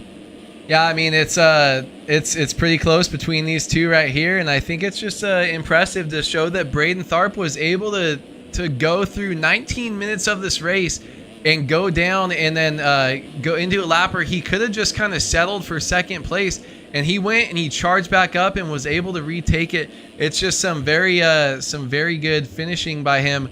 I like the fact that he's able to just kind of put his head down. 26 minutes into this race, 4 minutes plus 2 laps to go, and just to be able to have that ability to kind of settle back down and push back in the lead is really impressive by Braden, especially because I feel like we've seen him up front before go down and get kind of broken. This is the first time I think we've seen him rebound how he is right now. Yeah, ooh, swapping down the hill and off the track, though. Got to be careful with those mistakes, because if you go on a tough block, you could easily just go down right away and lose all of your progress. 2:20.062 last time by for Cade Matherly. 2.8 second disadvantage right now to our race leader. By the way, change for third has occurred. Austin Partillo got around John Heilman and is making good progress forward into third place now. So definitely much more like the Partillo we saw at Hangtown. Not too sure what was off for him at Thunder Valley, but 29 seconds behind our lead battle is this one, and it was a good one between Heilman and Partillo. Heilman losing that position now back to fourth. There is Maverick Snyder, and then Ollie Cruz trying to work around a lapped rider, still in sixth. Leitzel is charged to seventh, Sullivan 8th, Seabolt 9th, and Show in 10th. Cooper 11th, Nerona in 12th, and there is Seth Carr now trying to make a move into P12 on Ben Nerona. Well, actually, it's going to be 11th because Jeff Cooper just went down. So now look at Seth Carr all the way up to P12, working on 11th, and he might even get it done here. Not quite, but that was a good attempt. Yeah, I think if he gets inside the top 10, maybe if he gets up to like 8th, it's honestly a huge recovery, and he's just really going to have to get a good start when we come into the second race here on the day, and just make sure that he puts in some good early laps and he's not making his own mistakes and putting himself at that far of a disadvantage, because I can't see the lap times from over here, Kellen, but you'll be able to let me know how close he's running to what Braden Tharp, Matherly, and those guys up front are, because I think he has the speed. He just put himself at too much of a disadvantage, went down. We saw him get into a competitor a couple laps ago when we were watching. It's when you're following so many guys, one of them's going to go down in the rut, and you just can't avoid it. So getting a good start is so paramount in getting a good finish in these races in the outdoors. I know you have 35 minutes of racing to do it, but I mean, coming from behind and not being able to make it all the way up to the front is huge, especially when you're in a point series, and that these three have been so close so far in the series. Right. So last time by, he ran a 2:09.757. He was the only person under a 2:10 last time through. So he's certainly starting to cook late in this race. He's got 7 seconds to make up to get into the top 10. We'll see if he can get to Tyler Show before this race is over. Time has almost expired. We got a minute left on the clock plus 2 laps, and let's get back to our lead battle, because it is still just at that 2-second mark between Tharp and Matherly. I feel like Matherly is back on the charge once again. 2:11.1 last time by, was a little bit slower than what Tharp had put down, but it almost seems like Matherly through the first half of this lap alone looks like he's got it figured out once again. Yeah, I mean, Cade just feels like he goes on these little tears, and he knows when to push and kind of puts the charge on. We saw him kind of sit back for a little bit. Maybe he was trying to figure it out, and then he started pushing and just gelling with the track a little bit, and right now he's on the move. So 2:06.8 is his best lap time. He only had a 2:11 last time around. This track is slowing down. The leader was at a 2:10, but I think right now we're going to see him drop around a 2:10 or a 2:11 here, as he is on the move trying to make it happen. The timer right now, we're about to hit 30 minutes. And just like that, we're at 30 minutes into this race. So as they come around, as Matherly sends it, that's huge. Jumping off that single there, getting close. It's only going to be 2 laps left for Matherly to make a move. And this is going to be huge. Almost gets into that bale coming down the hill right there, Kellen. Yeah, he is pushing the pace right now, making Tharp work for this again. It is a rerun of what we saw early in this moto, and we're going to see this fight go all the way to the bitter end. This time, Tharp not trying to take that massive inside rut, and it kind of worked out evenly. But if you're Tharp, they're little ballsy to leave the door wide open with Matherly maybe trying to sneak down the inside. But we're kind of back to it again, where we're seeing Matherly changing up his lines, taking something different, not following, not going to the main lines, just in case Tharp makes a mistake. Matherly is able to avoid him and take over this race lead.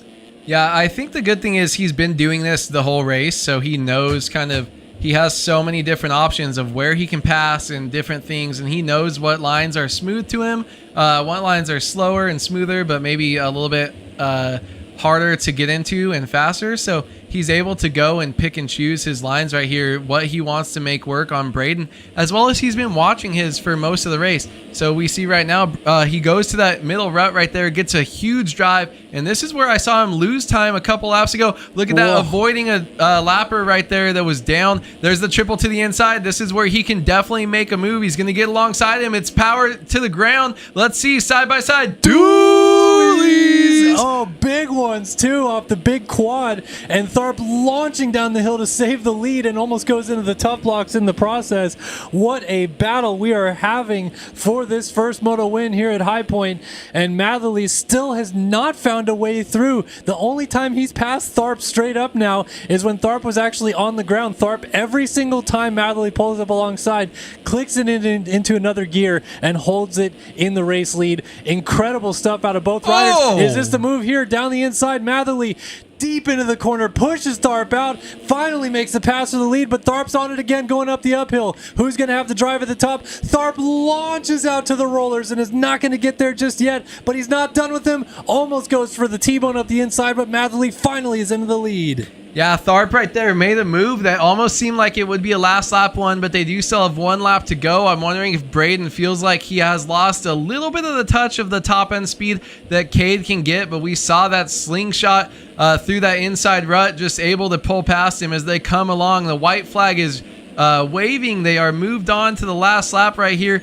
Matherly with 0.7 second lead right here. Braden Tharp sending it off the single up the inside, trying to make a move as they come into this wall turn right here. There's so many different outside lines that you can just send it into and slingshot off of. Look at that, trying to show him a wheel as Tharp goes over, but is able to hold on to it. And this is just going to keep the battle going just a little bit more. What was that one? The special trick, because he just saved something stupid. Oh my gosh. Oh god. This is awesome racing right now by this 250 class right here. I think Hangtown second moto was a really, really good race, but the closest that we've seen, but this is one of the best. These two have just completely separated themselves from the rest of the field. Complete domination by these two. Over everyone else in their class, trying to show off that Braden Tharp wants to be a contender. He's far back in points, but if he keeps on putting rides like this, he'll be up there soon. And Matherly is going to be your new red plate leader, and he's showing him, listen, I'm the best. I got a good start, and this is what I'm going to do. I'm going to come out. I'm going to chase you down, Braden Tharp, for 35 minutes, and I'm going to take this thing home. Man, these two were mano-a-mano this entire moto, and it was a tremendous bout between the two of them. It looks like when it's all said and done, it is going to be Matherly, unless a big mistake like that, a little bit wayward in that rut, and Tharp is not done just yet. And remember, we saw in the consolation race someone launching down the hill on the final lap of the race. So I think it's going to be a full send here from Tharp to try to get this win back in his favor. We got 2 turns left to go as they come up to the top of the hill right here. It's actually 3, but Madley's going to hang a left through this corner. Ooh, a little bit sideways, and a lapper coming back on the track. Tharp scrubs it down. He's pushing all the way to the bitter end, and this could even come down to penalties as well, depending on how far they went off the track, and Tharp goes down at the bottom of the downhill. That is going to hand it over to this man for good. Your Moto 1 winner here at High Point, Cade Matherly. Yeah, Matherly takes that with a commanding win after Tharp goes down trying to send it. I almost wonder if he should have laid up a little bit, as you were mentioning. If he kept it close, cuts could come into view, because after such a long race, they definitely can add up if these guys, and they are using some little cheeky lines on some of these downhills and rough sections right here. You might even see Partolo hit this little right edge right here a little bit smoother, as they gives them some speed to launch up that hill. Partolo, though, pretty far back right here in third place. Not sure exactly what the gap was. We'll see it. There we go. It's 52 seconds back from Austin Partolo here in third place up to your leader, Cade Matherly, and Braden Tharp was 11.5 seconds back after going down. So what an insane thing to almost pull out a 1 minute lead over the third place rider in this moto. Maverick Snyder crushing it in fourth, second week in a row. Heilman keeping it close, and Leitzel was able to come up. Man, look how close he was to getting a fourth place finish right there. Yeah. Luke Sullivan crushing it in seventh, coming along, just been smooth and steady all moto for him. Jeremy Siebold as well, coming across in eighth, and Shao in ninth, and Seth Carr finishing very close behind in 10th. Some really close finishes after that huge gap from the top two, Kellen. And I'll tell you what, I think Carr went down on the final lap, ran a 2:21.4, and still got ninth in that moto by the looks of it. So well done to Seth Carr. He crossed 10th, but I can already see penalties over here. Looks like he's going to get ninth. Ollie Cruz slips back to 11th. Max Wilczek in 12th. 13th for Lucas Brune. 14th, Dylan Dallaire. These guys are all pushing to the checkered flag right now. It's not over just yet. As Brune, let's see, he's going to go wide. Nope, Dallaire not going to get close enough, and he'll settle for 14th. Alec Horn, Jack Mark, Hayden Stevenson, Axel Halley battling it out with Ben Nerona. I don't know if that's how you say it. I don't remember seeing this name before for RBT, but good ride for him. Jeff Cooper, Manuel Cepeda, Joey Carter, our whole shot winner. Jack Gatlin also coming down the hill. These guys are out of the points. Emmett Sun, Wyatt Grant, Race Cobble, Jackson Vick, Evan Holt, Ryan Swanson, Colin Holden, Emil Hool, Jackson Lindsay, Nick Niles, Caden Speck, Logan Mortberg, Cody Branson, Cole Betts, Evan Vanderkoyn, Tyler Nichols, and Jeremy Schiabro. Your 250 Moto 1 finishers in this one. That was pretty sick. That was one of the best races I think that we've had all year. As far as that battle for the lead, just consistently nonstop. And yeah, you see that a little bit of time was lost between cuts for Tharp. So I think even if he was close, actually, yeah, if he was close, they would have changed just a little bit there. But great ride by those two. And man, I think if you're Logan Leitzel or Seth Carr, you really need to be focusing on just getting a really good start. They've got probably about 40 minutes until their next moto is going to start as we wait for the 450 Moto 1 to run. But it's going to be some pressure on those guys. They need to get a good start, because the fact that they can check out on the field like that, if you end up starting back outside the points, you're just way behind the 8-ball, and the best you can do is try to salvage points. They both did a really good job at that this moto, but man, I mean, that's a first to a ninth place difference is huge from Seth Carr to Cade Matherly there. Absolutely. And just like you said, a great first moto to kick things off here tonight at High Point. We'll get back in studio with you guys. Kellen Brower, Andrew Wood in the booth. I did add another channel points usage that you can do in the middle of that moto. I'm not going to force you to do it, but if someone wants to drop 15,000 channel points, I will give you all 40 riders going to the gate in 450 Moto 1 or whatever moto you want, Yes. in the David Lee Supercross announcer's voice, if you want it. But you have to drop the 15,000 channel points. It sucks. I think that's a good one, because the racing, it's like stuff's happening. And yeah, it's it's different. tough with racing, yeah. There you go. And So I'm not V good at just redeemed voices. it. There we go, Vegas. Let's go ahead and do this. Veggies. Yeah.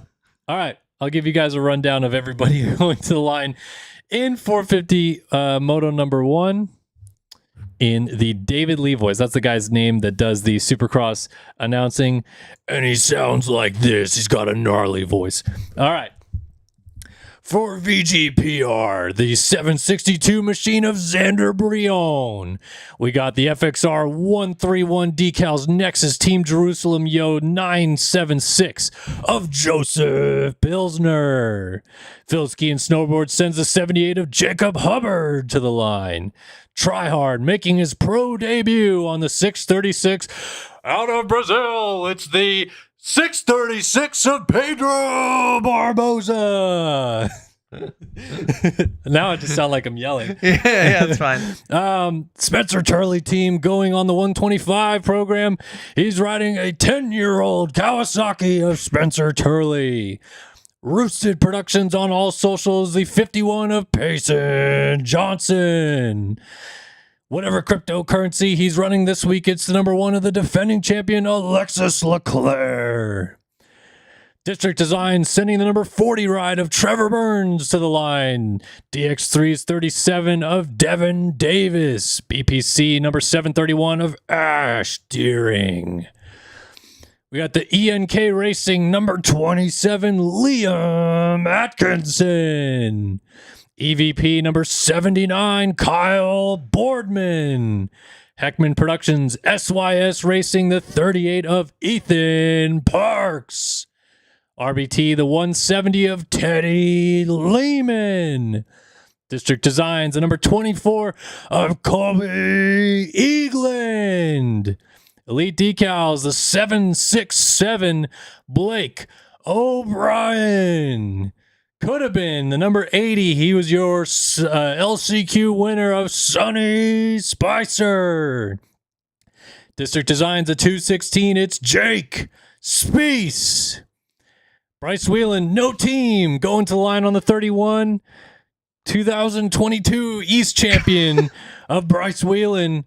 BPC powder coating, going to the line of the 21, Chase Blakely. Let's go. Phil Ski and Snowboard, the number 22 of Braden Castellaneta.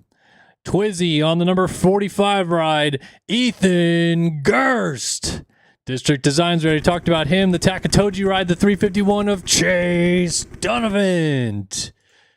Oh my gosh, running out of voice over here if I could get in the server. These guys are moving around too much. TSCZ Productions, the 816 of Killiam Ortiz. We also have the Phil Ski and Snowboard TTV Level Up Racing number 17 of Adam Holm. We also have, who else have I missed? The Panini Motorsports number 2 of Seth Shirley. Yogi Designs number 32 ride of Bodie Parker. Underground RC number 28 of Frank Jackson. Who else? The RBT ride, the 36 of Austin Schaefer. JIBR.co number 5, it's Tyler Lang. Panini Motorsports number 30 of Pablo Vial. Phil Ski and Snowboard number 76 of Brandon Larson. No team, just running it all day long. It's the 16 of Caleb Hall. The Temecula Power Sports number 241, Noah Bendis. TSCZ Productions number 53 of Nico Marchini. Think I got everybody named. We also have the at Dr. Do Racing number 228 of Caden Pankow. And I don't think I missed anybody else. All right, that is your 40 riders going to the gate here. 450 Moto 1. Whole shot winner brought to you by the Design Lab Co. Head over to the designlabco.com and check out what they got. 30 minutes plus 2 laps on the board. Who's going to get the whole shot? A-Wood, who we got? Alexis Hey, we're just blowing it. Number 1. Finally threw it to him It's after not the 3 only thing minutes I'm of talking, and he can't pick a name. Into turn 1 we go. Belar shoots it wide down the middle. Is trying to be Leclerc. Jacob Hubbard gets another whole shot. Doesn't get to the second corner first. That's going to be Belar's taking it over. Leclerc went down, moving into second. Trevor Burns on the 40. Brandon Larson leading the way here at High Point. Yeah, Leclerc was very close to getting that, but Hubbard snuck up the inside and then blew his wad in the first corner. Wouldn't wouldn't be the first time he's done that 6 seconds in. But Brandon Larson with a great start, and he is getting chased down right now by Trevor Burns. This is a great start by him as well. Kellen, if you could make that back normal size again, that would help. Thank you. Open it on your phone, bro. Okay. Brandon Larson, though, absolutely crushing it with that start. But Trevor Burns, man, look at how spicy he looks, just scrubbing up that triple right there and making a small mistake, but still holding on to this. We're going to have to see. I see Tyler Lang in 10th, Alexis Leclerc back in 11th. So those are our championship leaders right there. They're up in that fight, and now we're just looking for Payson Johnson. Let's see where he is for these guys. But man, what a great start by the rest of the field that we got going on up here. Yeah, Payson Johnson is down the running order a little bit. I'm trying to find where the 51 is on the running order. He is in third, excuse me. I was looking too far down. So he's right behind Payson Johnson in a battle for second place. We also got Jacob Hubbard up here with a good start. Brandon Larson up here. I noticed no number 9 of Braden Carter here tonight. So the SX champ looks like he's bowed out of racing. Made it 3 rounds, honestly longer than we thought he would. So good for him. But yeah, Payson going to work, and he's got a lot of heavy hitters a little bit further down the field. So like Matherly in the first moto, this could be another great opportunity for Payson Johnson to get some valuable championship points in his favor. Yeah, I mean, this is huge. Just like we saw in the first 250 moto, when you've got 3 really serious championship contenders here that are battling for this series, and especially when Payson Johnson does have a decent gap. He's got about 20 points on these guys. If you see yourself get up front early and the rest of them outside the top 10, you know you're in for a good day of point scoring right here, and he's just trying to extend it before he's won a championship, so he knows how to do it. And this is exactly what he needs to do, just have elite speed. But look at these guys right behind him, not really letting him go so far. Jacob Hubbard keeping it close. These two are spreading away a little bit, but that's a great camera shot. You see 4 riders in the same section right behind him. But their move is to try to go up and chase the leader, Trevor Burns, right here, and just move his way up. And that's actually not Hubbard. That's Brandon Larson. Good for him, It was though. Hubbard. You're fine. It was Hubbard. All right. But B-Lars right there making a small mistake, though. So now Payson Johnson, I think he's going to see a gap behind himself. And he's got about 4 or 5 seconds up to first place position. So he's going to try to just throw in a couple heaters right here and catch Trevor Burns and get himself in the lead early on so he can control this race. Yeah, his former District Designs teammate, Trevor Burns, out front. I don't really know if Payson's still... I don't even know what team he's on, Twizy, right? But so not on the district program anymore. And now former teammate Trevor Burns leads the race in front of him. So these are 2 guys that have been familiar with battling each other in the past, and we'll see if that comes into play at all. Castellaneta, B-Lars, Hubbard makes it a Phil's 3, 4, 5. Then you got Noah Bindis on his Temecula Motorsports KTM with a strong start in 6th place right now. Jake Spiess in 7th, another district rider battling up here at the front. And then Alexis Leclerc in 8th. So I noticed almost got to the line first, side by side with Hubbard, and then went into turn 2 a little bit wide, tucked the front end, and slipped down through the field a little bit. So good recovery thus far to get all the way back to 8th. But if you're Leclerc, you can't let Payson Johnson get away. And just as I say that, Johnson has taken over the race lead. Trevor Burns already tossing it away as he slips back to 3rd. Yeah, honestly, you see these guys jumping from that pre-braking bump before that drop-off there all the way down to one of the first bumps way down the hill. That's a huge, just precise gap that these guys have. I'm not sure if they're going to be doing it the whole moto or if it just builds up and maybe gives them a little bit of a bigger landing, but it's really impressive to see everyone inside the top 5 sending it down that hill like that, and that's just how these guys carry so much speed. But Trevor Burns giving up the lead early, trying to make his way back up and not let these guys get away in front of him. Great start so far, but man, when you relinquish the lead 2 minutes or 2 laps into the race to a guy like Payson Johnson, I don't think that it's coming back to anyone. I think Payson Johnson's going to try to just throw in some heaters and extend this thing as far as he can early on. Trevor Burns, though, putting on some pressure on the back of Braden Castellaneta as they go into this very tricky off-camber section. Yeah, look at Burnsy putting that heat on Castellaneta like you mentioned. Johnson did go fastest lap of the race last time by, and a nice save there by Castellaneta not to get too wayward. Oh, up, easy there, Turbo. Almost getting a little bit too sideways for his liking, but a nice job of corralling it together and hanging on to P3. Behind that, still B-Lars, another Phil's rider, and then Hubbard behind that.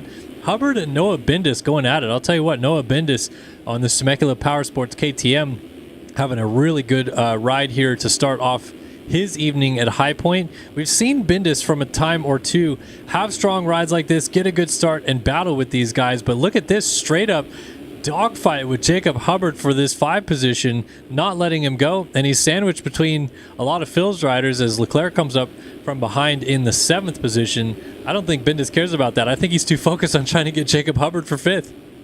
Yeah, I mean, he's really just trying to make his way forward. Bindis just putting in a great ride, and I think sometimes you just get super comfortable and you just kind of feel the flow on a certain track and just kind of try to pull away and just get a good ride going in. Bindis really off to a great start, and I think that's just how he feels. Really gels with this track, maybe likes the downhills or the off-cambers or the really rutted sections, and is just able to make a move. And this would be it's got to be one of his best finishes ever right now, right? If he finishes top 5 in the moto. He's been around for a while and had some good finishes, but nothing this high up. And I know it is early on, but competing with the names that he's around right now on the track, just really impressive ride by him on this Temecula Motorsports KTM that we got going on. Look at him sending it right now, and he's about to make a pass on not only Jacob Hubbard, but also looking like he's going to try to get around B-Lars as well. Yeah, Bilar's having a great ride right now in 3rd as well. It must be said, or 4th, I should say, behind Bernsey, as Hubbard switches up to the outside to block the line off from Noah Bindis and then jumps off the track and goes down. So Bindis is going to take over P5 as he just closes up that gap a little bit more on Bilar's. But yeah, Bindis is having a great ride. Many props to him getting off to a good start. A couple quick shout outs to Dominic22B for resubbing with his Prime, 3rd month in a row doing that. Thanks so much. And also to Pierce Motorsports subbing with Prime as well. So thank you so much, Pierce Motorsports and Dominic B. Very much appreciate the support. It makes it so much nicer for us to have all you guys every single week, adding value to these broadcasts and making it so A-Wood can come up here every week and yell about stuff with me. Yeah, thank you guys. Really appreciate all the support to Kellen and his streams and everything. Really helps support and makes it exciting for me to come down every week and talk about virtual dirt bike racing with you guys. We saw Brandon Larson go down there in that tricky right-hand corner. Noah Bindis gave him the business in that corner as he make the move pass right there. Braden Castaneda, though, we see him right now trying to chase down Trevor Burns, who after that great start has been able to hold on.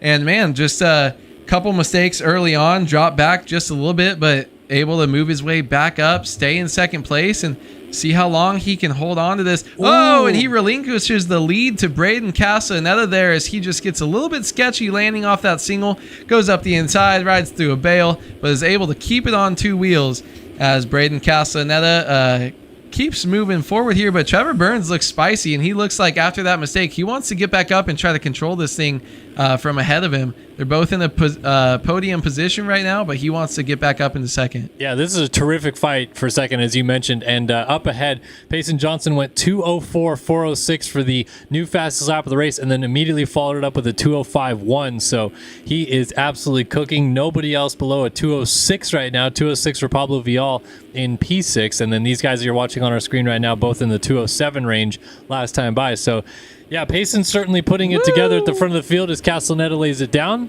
and Burns goes right back on by through into the 2 spot. So let's go on board with Johnson for a minute and just watch the man go to work here. One of the fastest riders to ever play this game, qualifying laps unreal every single week.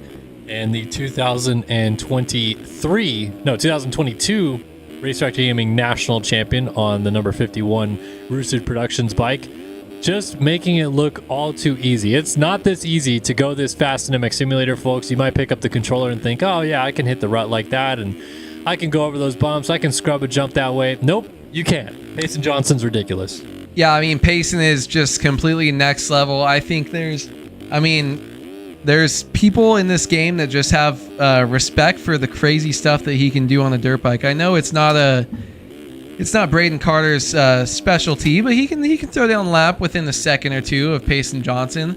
But we talk to him sometimes, and even a multi-time 4 or 5-time Supercross champion like Braden Carter still has to be. He's in awe sometimes of stuff that Payson does, and he's like, dude, I can't do that. Like, he'll tell us like it's just unreal what they can do. And this is as the track is breaking down. We're only 10 minutes into this. It's going to keep getting rougher, but dude, I go on this track in single player, try to throw down a couple laps, and it's almost impossible, dude. The speed that these guys hit the ruts, is probably about 5 times faster than your average person you're going to see. So he just carries so much more speed everywhere. Dropped a 2:04.5 casually. 2:04.4 has been his best lap so far out of the first 4. And then he dropped that 2:04.5 on lap 5. So yeah, he is absolutely sending it right now. And just the way he breaks down the track and pre-jumps some of these things. One of the smoothest racers you'll ever see, and doing things that almost nobody else on the dirt bike can in this game. Yeah, oh my gosh. Do you see how far down that hill he's jumping? 2:04.5 last time by. A little slide out right there and just kind of slides into the rut, no problem. But yeah, 2:04.4, 2:05.1, 2:04.5. And yeah, right now nobody else is 2:06.2 for Pablo Vial in 6th again. Everybody else is 2:09 and back basically. He's cooking, man. And it is so fun just to sit on board with Payson, watch him work his magic, because like we said, it's kind of the pinnacle of the game. Like, this is what going as fast as you possibly can at this stage of the moto on this racetrack really looks like. You're putting in quali laps, you're just pulling the lead out. He went from 10 seconds to 17 seconds in the last lap that we were on board with him. And I think he's on his way to an even faster lap. I almost want to stick on board to see if he can go maybe sub 2:04. Yeah, I mean, this is like shades of Eli Tomac, beginning of 2015 season, when he just kind of dominated early on. Before he hurt his shoulder, it was just like, oh, this guy's not only the fastest person on the track, but he's 2 or 3 or 4 seconds faster a lap. And we saw Jet Lawrence kind of have rides like that last year. 2016 Millville Kenny, just elite rides. This is kind of what you're seeing from Payson Johnson. And I mean, there's still the possibility that he doesn't bring this thing home, but look at how far he jumps down the hill, jumps down again to that braking bump, still makes the inside.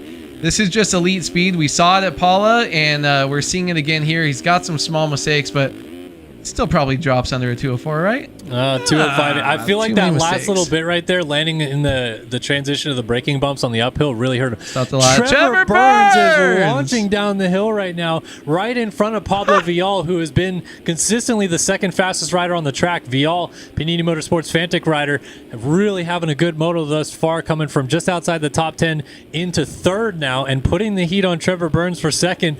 Obviously, Burns not in a mood to lose that position again, launching down the downhill into the off-camber. But Pablo Vial might be inevitable, and he's going to go by him anyway, as down goes Trevor Burns, barrel rolling into the start straight area. Burns is going to lose a spot to Castellaneta, and who's going down right there? Eagland, just as he was about to move by. And then almost going down right there is that Hubbard, I think. Or B-Lars, actually, B-Lars, and then Hubbard. And then look at this. So many more riders in the mix. There's D. Davis on the 37. Bryce Whelan also having a good moto. Then Eagland. Then T-Lang. All these guys getting into the mix. Sneaking by into 3rd and having a career ride right now is Noah Bindis. We are at almost halfway point in this moto, and he is in 3rd place now, 4 seconds behind Pablo Vial, who's just going off screen right there. This is a battle for 3rd, though. He's got Braden Castellaneta right behind him. These two have been kind of interlocked a lot of the moto as well, and Bindis is trying to defend and doing a great job of it. Yeah, Lane, our stats guy in chat, tells us that Noah Bindis has one top 5 in 450 Supercross, but never in outdoors. So, I mean, even though it's just one moto, as he goes OTB, he'll get up. He'll still be there. He's all right. The way that he's been riding, I think he's got that just a weird kick. Honestly, I bet you that was probably like hey, I'm going to scratch my nose or something and take my hand off the controller, because you feel so comfortable on the jump. He didn't even try to whip that and just got a bad kick, unable to save it by panic revving there. But Bindis gets back up. He's still inside the top 5, so he can get that going. And honestly, this is just a fun statement ride where he's coming out of nowhere and he's saying, this is going to be the one where I finally put it all together. Hopefully he comes out and shows us the same Moto 2. Just has to get a good start, because the way that he's riding, there's no doubt in my mind that he's going to be able to repeat this performance here. This is not just some flash in the pan.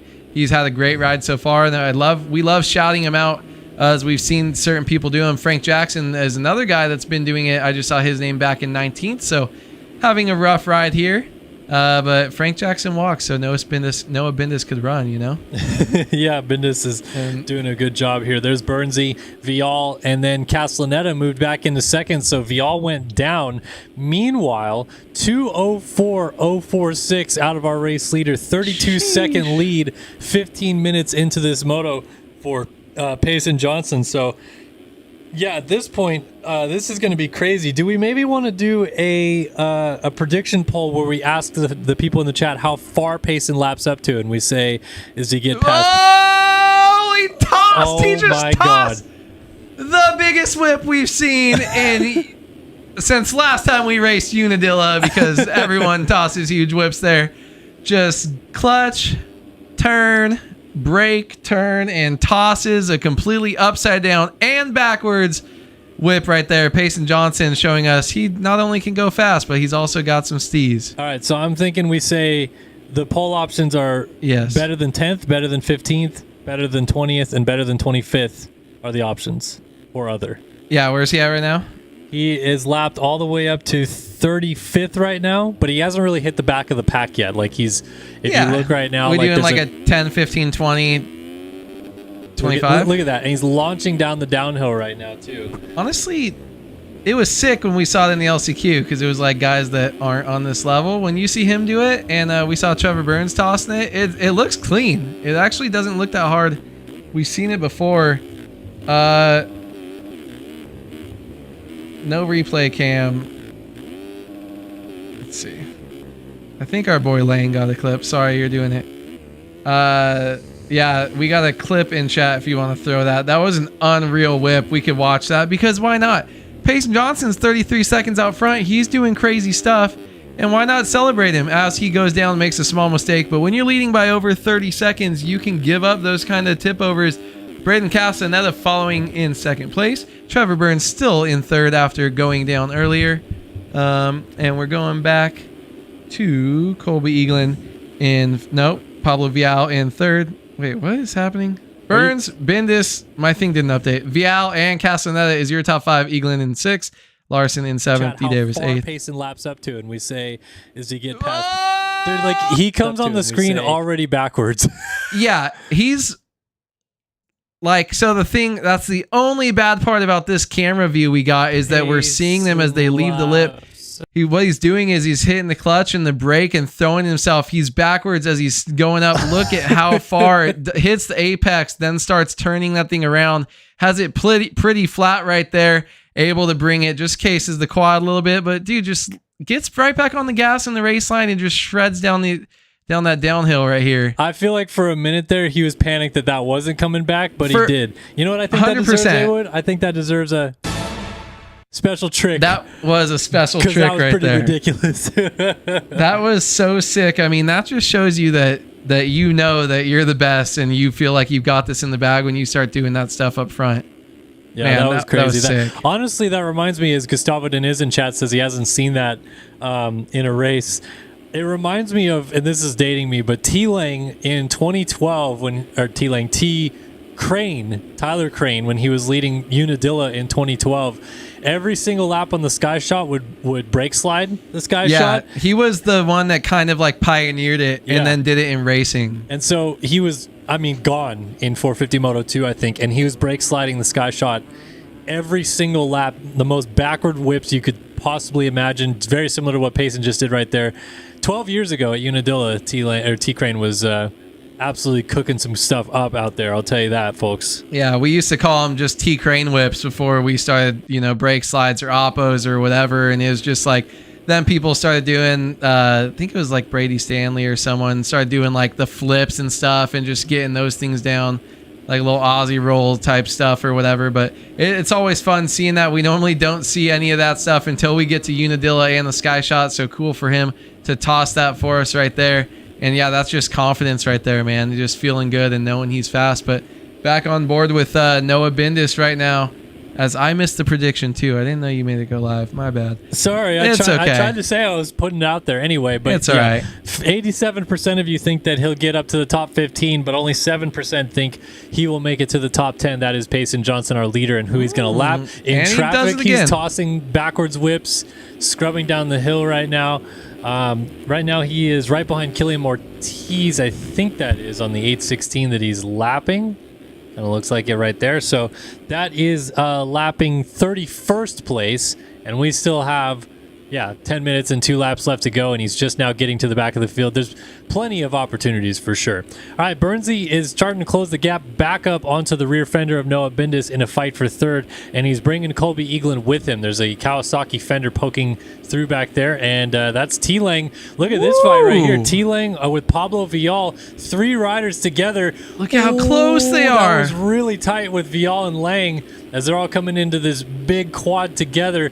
Eaglin leading them right in front there with T-Lang and Vial scrubbing that jump together, battling one another. And this is a fight for the 5th position. Eaglin in it right now, and he's actually right behind Noah Bindis as well. So that could also play into the effect of this battle and how it's unfolding and everything like that. As my lovely wife comes rolling into the studio with chocolate-covered strawberries. My goodness, she is incredible. This is the best.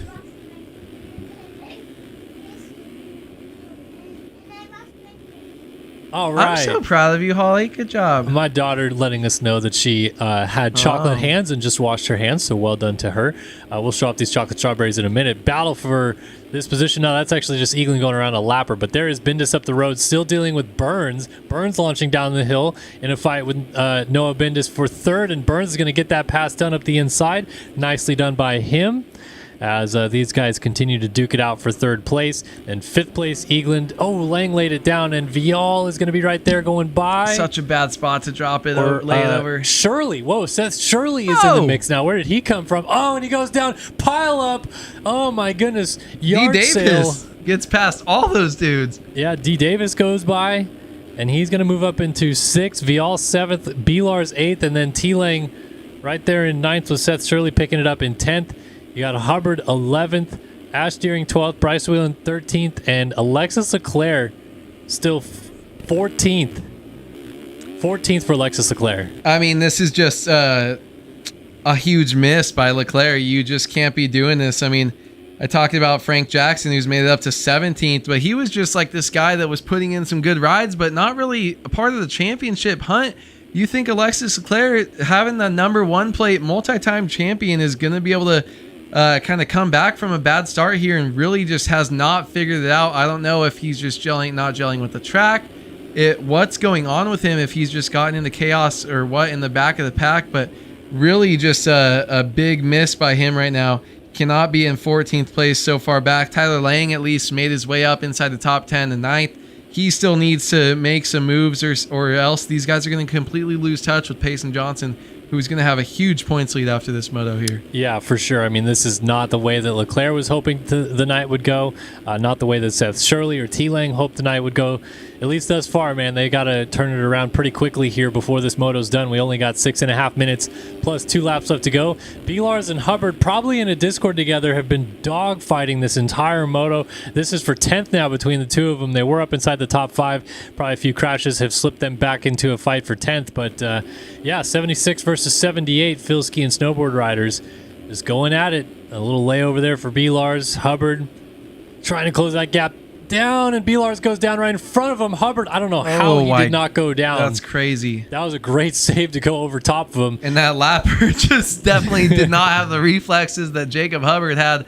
That is skill right there, able to avoid a downed rider right in front of you.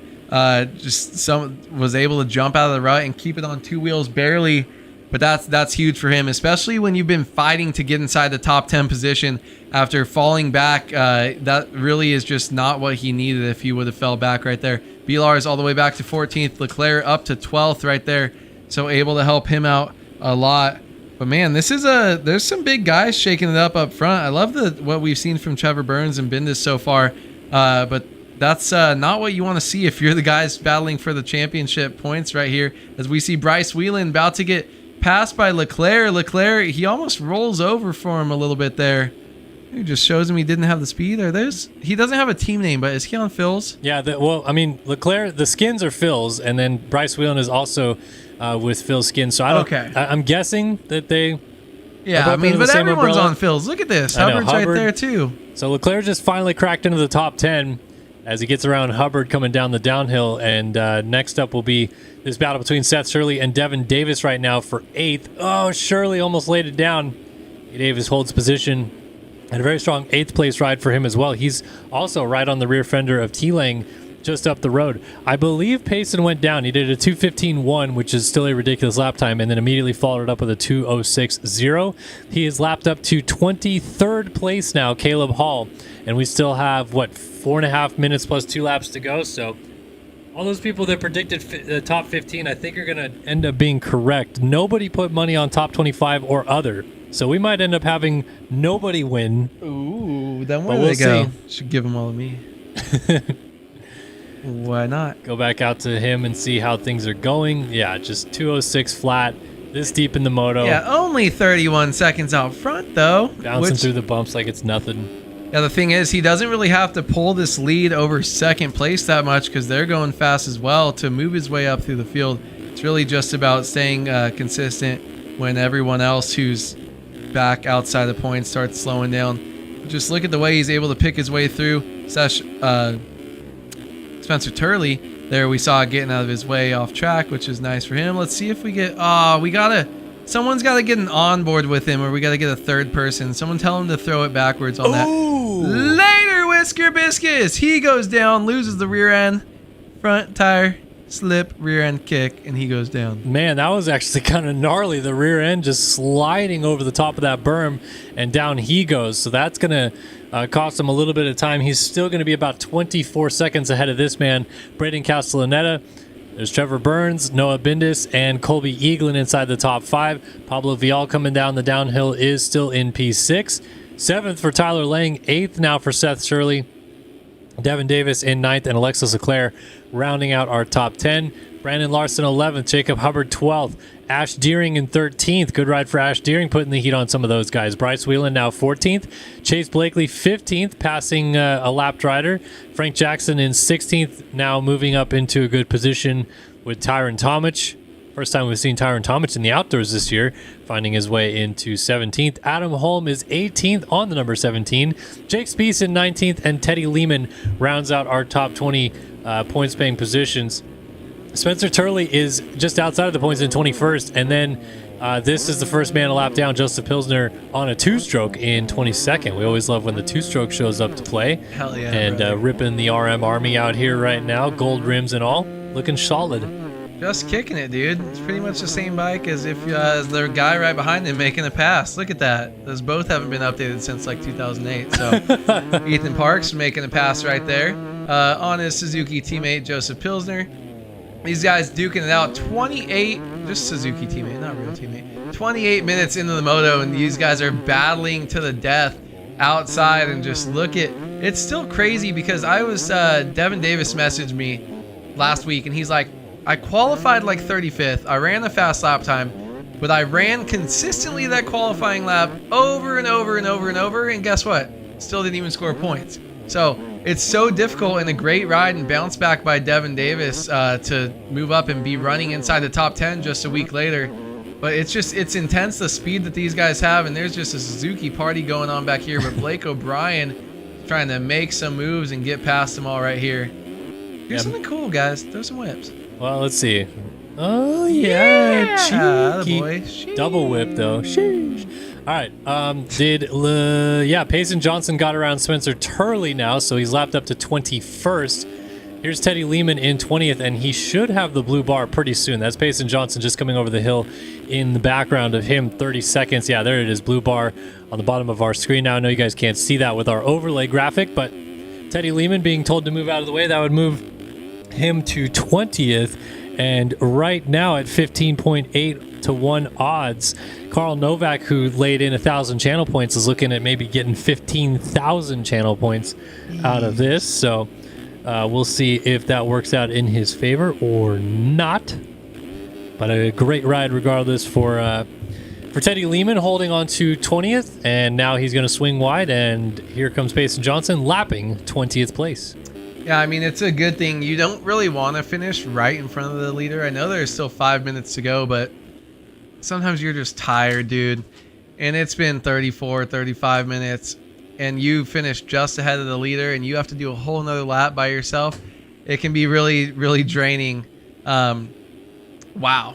Just the speed that Payson Johnson has right now is ridiculous. The way that he slams into these ruts and he's able to just flow around the racetrack and look so comfortable so far into this race is just pretty astonishing right now. I love watching Payson when he's on, and well, obviously he's made some mistakes, and this isn't the biggest time margin he's won over the rest of the field, but this is still one of his more impressive races that we've seen. Whenever he's on, it's awesome. Yeah, I mean, every moto, there's always the potential that this Payson comes up to play, and it's usually dependent on a start. If he can get out front and get some space early on, we see this level of ride out of Payson Johnson very often. Otherwise, he has to do some serious fighting through the field, and he's done a good job at salvaging many rides like that this year thus far. But it's honestly, I know people don't maybe love a dominant moto, but I feel like people love seeing domination out of a rider. Look at this, tripling up the hill right there. And with whipping, the oppo. Yeah, whipping too. And Payson Johnson is, making this series his for sure in the early stages of this championship. Someone is going to have to stop the bleeding quickly, or otherwise he is going to take off and run with this thing. It has been impressive to watch thus far. I mean, I honestly don't know if anyone can stop the bleeding, but really, I think it's just someone needs to kind of stay consistently close enough for when he makes his mistakes to capitalize on it. And I think that's what we're not seeing right now by Tyler Lang and Alexis Leclerc's performances in this moto. I know it's just one moto out of 22, but you can't keep letting him get away with this. Like, you really can't. It doesn't matter if he wins by 40 seconds, drops a 2:05 30 minutes into the race, and is doing crazy freaking laps. It's like, just be in second or third and minimize the points lost every round, because you know that in a round or two he's going to have an explosion. It could even be next moto. I think he really gels with this track though, so maybe not. But there's times where he has a ride like this, and then what happens? Just like we saw at Paula, we thought it was going to be 22 motos of exactly this, and then he really didn't do good. Didn't get a good start, kept falling, kept getting into it with other riders, and he just didn't completely dominate again. And I think that's just what these riders have to do, is put themselves in a good spot and not let him get away, or else he's going to have confidence and be able to ride like this nonstop. Yeah, and the laps are going by. He's got 2 laps left to go, but he's just making so many passes on lapped riders now. So it looks like he has lapped up to Frank Jackson. I'm trying to see. This is another lapped rider that he's lapping again, I believe. That's Caden Pankow in 31st that he's lapping once again. So that's putting him 2 laps down, but he did just lap around, you lapped Ash Deering on the BPC number 731 for 17th. Let's see how far he gets, man. He's got a big gap, or not a big gap, but a semi-large gap up to a big group of riders that are basically all the way up to top 10. Like, he still has a shot at maybe lapping 10th before this is done. Yeah, I mean, that's the thing is, like, I honestly think he's on such a crazy pace, and it's like, oh, maybe he shouldn't catch those guys because they are close to the top 10. But the speed that he has is so much faster. What's like 12th place running lap times right now? Leclerc, 2:25 last time by, so we'll go up ahead. Bryce Whelan did a 2:15. So 2:15 is like a standard lap time for the guys that he's coming up on. So if he keeps dropping 2:05s, or on a bad lap runs like a 2:08, which he might come across with right now, it's like he's still gaining 7 seconds a lap. So yeah, we only have, rider going backwards, 2:07.8. We were close. So he's got one more lap to go here, but I mean, even a huge gap on the track. I don't know what that was. It was like a weird slide out. I mean, there's still a chance that he gets these guys by the end of the lap and he laps up inside the top 15. So would not be surprised for that. Why not go and throw a heater down when you've got almost a minute lead right now? Make it a minute. Yeah. Take 50 seconds to a minute. He looks like he's uncomfortable though. It's weird. It's almost like when he slows down, he like loses that fast pace. He needs to get a couple smooth sections and then just start hammering it. It blows my mind how far he can jump down that hill every lap, because it's just consistently further, it seems like, and so good in and out of those inside ruts. I think you're right. I was actually skeptical when I saw the gap on the map in the upper right hand corner that he would get all the way up to 15th. He's lapped 16th place now. Jake Spieth is that position. But yeah, he's going to hit a group of like 3 or 4 guys maybe before this is over. It's going to be tight, but he might get there with the speed that he's carrying around the track. Like, look at that coming out of that corner. Unreal, the amount of performance that he is laying down right now, jumping over that, landing in transition on that outside rut. through the braking bumps, no problem, lands right in the rut, carries good momentum. It just all goes together with what he's doing on the track right now. And you know, we say poetry in motion sometimes with these guys, but it kind of is. Yeah, I mean, he just rides like someone different, and I know we both had, you know, rides that are rides of our life, and that's kind of what Payson just puts down like every couple rounds. And it's kind of has us in disbelief because we know how difficult it is to be good at this game. A lot of our viewers do too, and the guys that are out here racing him. But it's just crazy that what he can do on a motorcycle in this game, and he's the best of the best right now, and he's trying to take this championship home and put in some good finishes to keep widening this points gap. It looks like he's going to fall just short of lapping the top 15, but he is going to lap well up the field and dominate 450 Moto 1. Payson Johnson takes the opening moto of the 450 class here at High Point with a nose wheelie down the downhill to boot. Braden Castellaneta looks like he's got second place all but sewn up. Trevor Burns in the 3 spot, and then Seth Shirley a few seconds back of him in 4th now. Colby Eaglin 5th. Noah Bindis, a strong ride, looks like 6th will be heading his way. There's T. Lang in 7th, Pablo Vial in 8th, making him work for it. B. Lars and Hubbard still going at it in 9th and 10th. They've been battling since the whole shot. Pretty much, yeah.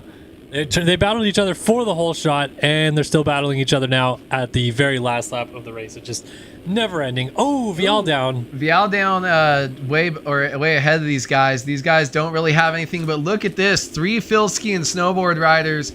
Braden Carter, who's not here, his teammates. We got Jacob Hubbard, followed by Brandon Larson and Alexis Leclerc following up. Oh, my triple whip from B. Lars right there. He's going to hold on to it, flopping like a fish. He's like one of those basses that hang on your wall. Leclerc behind him right now, trying to make a move, though. 37 minutes into this moto, and these guys are still battling. These were the 3 guys that passed the whole shot line together, 1, 2, and 3, and now they're battling back here for 10th place, which is 9th place. Which they have Adam Holm right behind them, another Phil ski and snowboard rider. It's Honda after Honda after Honda. It's literally just a team photo shoot out here. They went 3 wide through that corner right there. Sick. Leclerc was trying to get to the inside, couldn't quite make it happen. Hubbard's just trying to hold P9 down the downhill one final time. Leclerc to the outside of B. Lars, doesn't get the pass done. You can't even send it because Holmes there. Yeah, Holmes trying to get all of them just in case something really goes awry at the bottom of the hill. Inside move for Hubbard, inside move for Leclerc, rips the rut, crosses over in front of B. Lars to make the pass. B. Lars trying to whip to get back to the inside, and Leclerc shuts the door. That's going to be P10 for Leclerc, 9th for Hubbard, 11th Adam Holm. B. Lars gets 12th, Blakely 13th, Whelan 14th. D. Davis down right there is going to lose a position. No, he is going to get 15th. He was the last man on the lead lap. So that is going to be that. Jake Spieth 16th, 17th Tyron Tomich, 18th Frank Jackson, 19th Ash Deering, and 20th Ethan Parks in this moto. Dude, I mean, that was such a sick little race right there. That pack from 9th, 10th, 11th, 12th, 13th, all within 5 seconds of each other.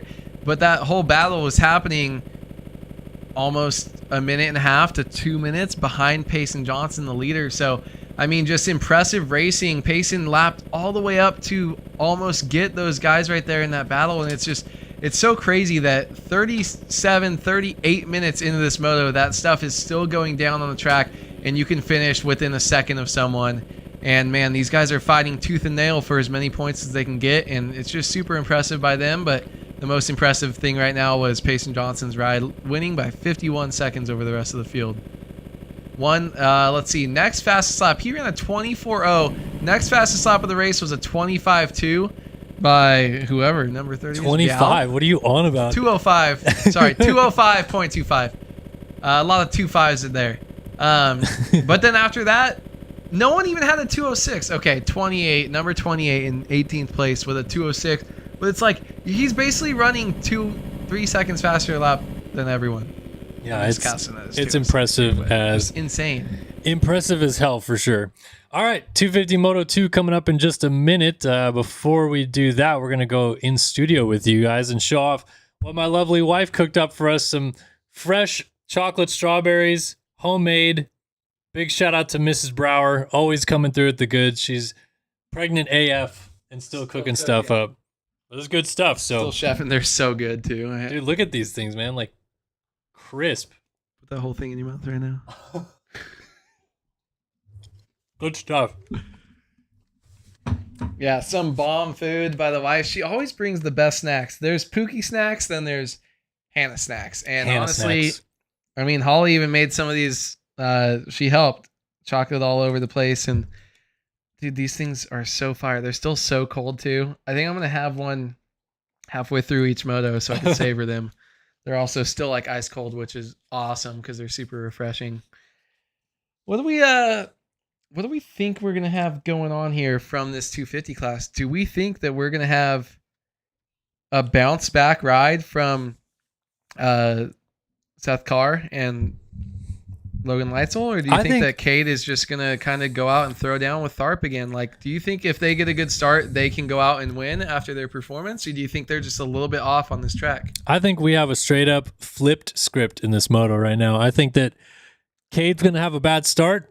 Seth is gonna have a good one, and we're gonna see whether that yo-yo effect evens out in this one. Because Seth obviously didn't make as much progress through the field in Moto 1. I think Cade might be a little bit better at getting through the field than Seth. So it'll be a good test, but I kind of see that happening. I think Seth gets away with the whole shot and maybe wins this moto even. Yeah, I think there's something to gaining so much confidence after a good moto like that when you dominate over the rest of the guys that you were kind of battling with. But yeah, I think even if, honestly, and I don't want to say this because I want to see them battle, I feel like if Logan starts in like 5th, I honestly don't know if he's going to have, I mean, he did work as him and Carr did work their way up, but they weren't able to kind of keep going. It felt like they stalled out. I think if they start in 5th, they're going to kind of stay there. Or they might, I don't know if they have the pace to continue going. And that's just like a bummer. I hope they prove me wrong. And I hope we get some really good battling from these guys late into the moto. So we'll see what happens here. It all really depends on the start. Yeah, well, let's talk about the start. Brought to you by the Design Lab Co. Whole shot pick in this moto. Do you have one lined up that you would like to go for? And should we give another? I think we kind of shout out to the guys that had good starts last race too, just showing that they're comfortable. They had good finishes. I think Braden Tharp's definitely going to be able to get it. As far as my pick, I honestly think Cade Matherly is going to have that confidence and he's going to be able to take it home. So Tharp, we also will throw Seth Carr in there. We'll go Leitzel, even though he rarely gets a good start. And one more guy. Say Sullivan. Why not? Why not? Throw a wild card in there. Or other. Who gets the Design Lab Co. whole shot? That is a prediction now in chat for you guys to bet on some channel points. Let's go. 1 minute on the clock. Who gets the 250 Moto 2 whole shot? The whole shot award presented by Design Lab Co. and Nick Porter from NorCal. Let's see. We got some money and some bubbles. No money betting here. There's no real life stuff going down here. Tharp, someone get in there for Leitzel. You did not spell his name right, but that's okay. Leitzle. Leitzle. It's like Logan Leitzle. Logan Leitzle. Let's gotta reconnect. Oh, I thought I did. Whoops, my bad. You'll be all right. 15 seconds to go. There's a lot of people. We threw in 5 of those dudes, though. Let's go ahead and throw a sprinkle right here, a sprinkle right there. All right, and bets are closed for you guys as we are loading back in the server in just a second. We will see these guys on the gate here. A lot of you guys believe in Braden Tharp. 1,000 channel points wager down for him right now. So it's gonna be a lot of people that lose channel points if Logan Leitzel gets the whole shot.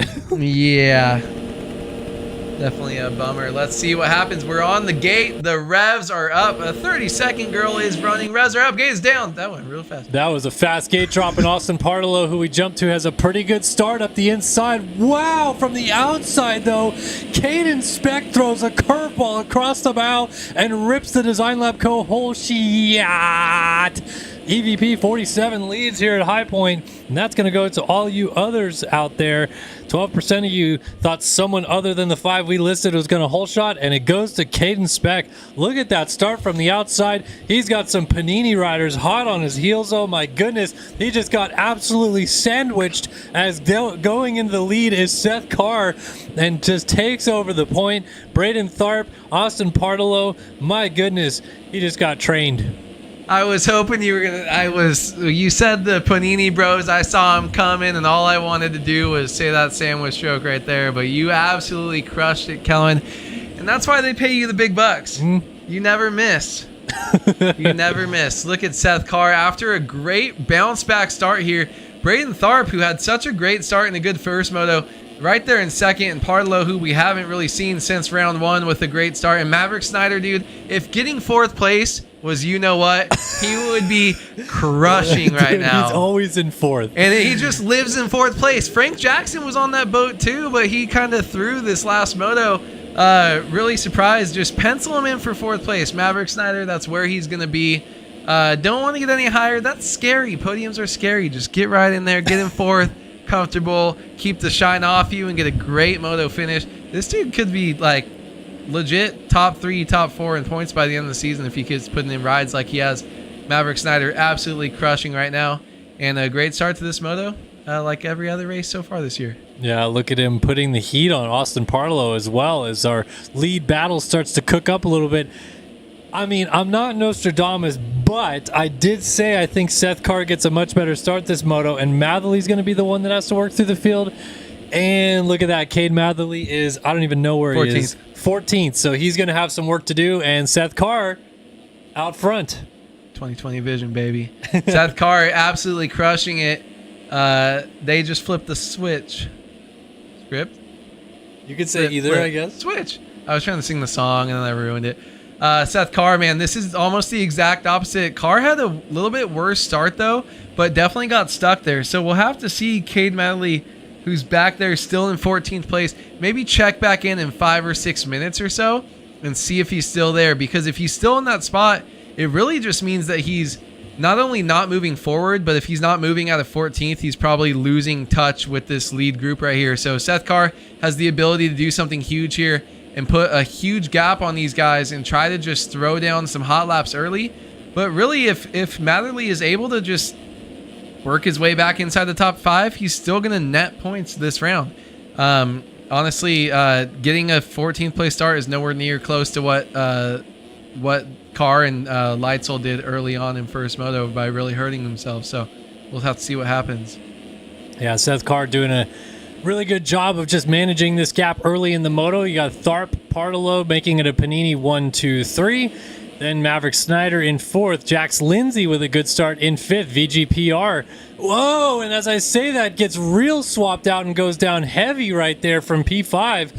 So that was a weird mistake right there for Jax Lindsay. We'll see if he regroups and gets it going again. Cade Matherly able to slot on through and get up into a pretty good position here now in 8th. So Matherly making quick amends. Remember, won the first moto and is trying to gain as many points on Seth Carr as he can tonight. I think based on Carr's result in the first moto, Matherly's already going to be in a position where he's gaining points on him overall, but obviously he doesn't want to lose as many points as he just gained back in that first moto.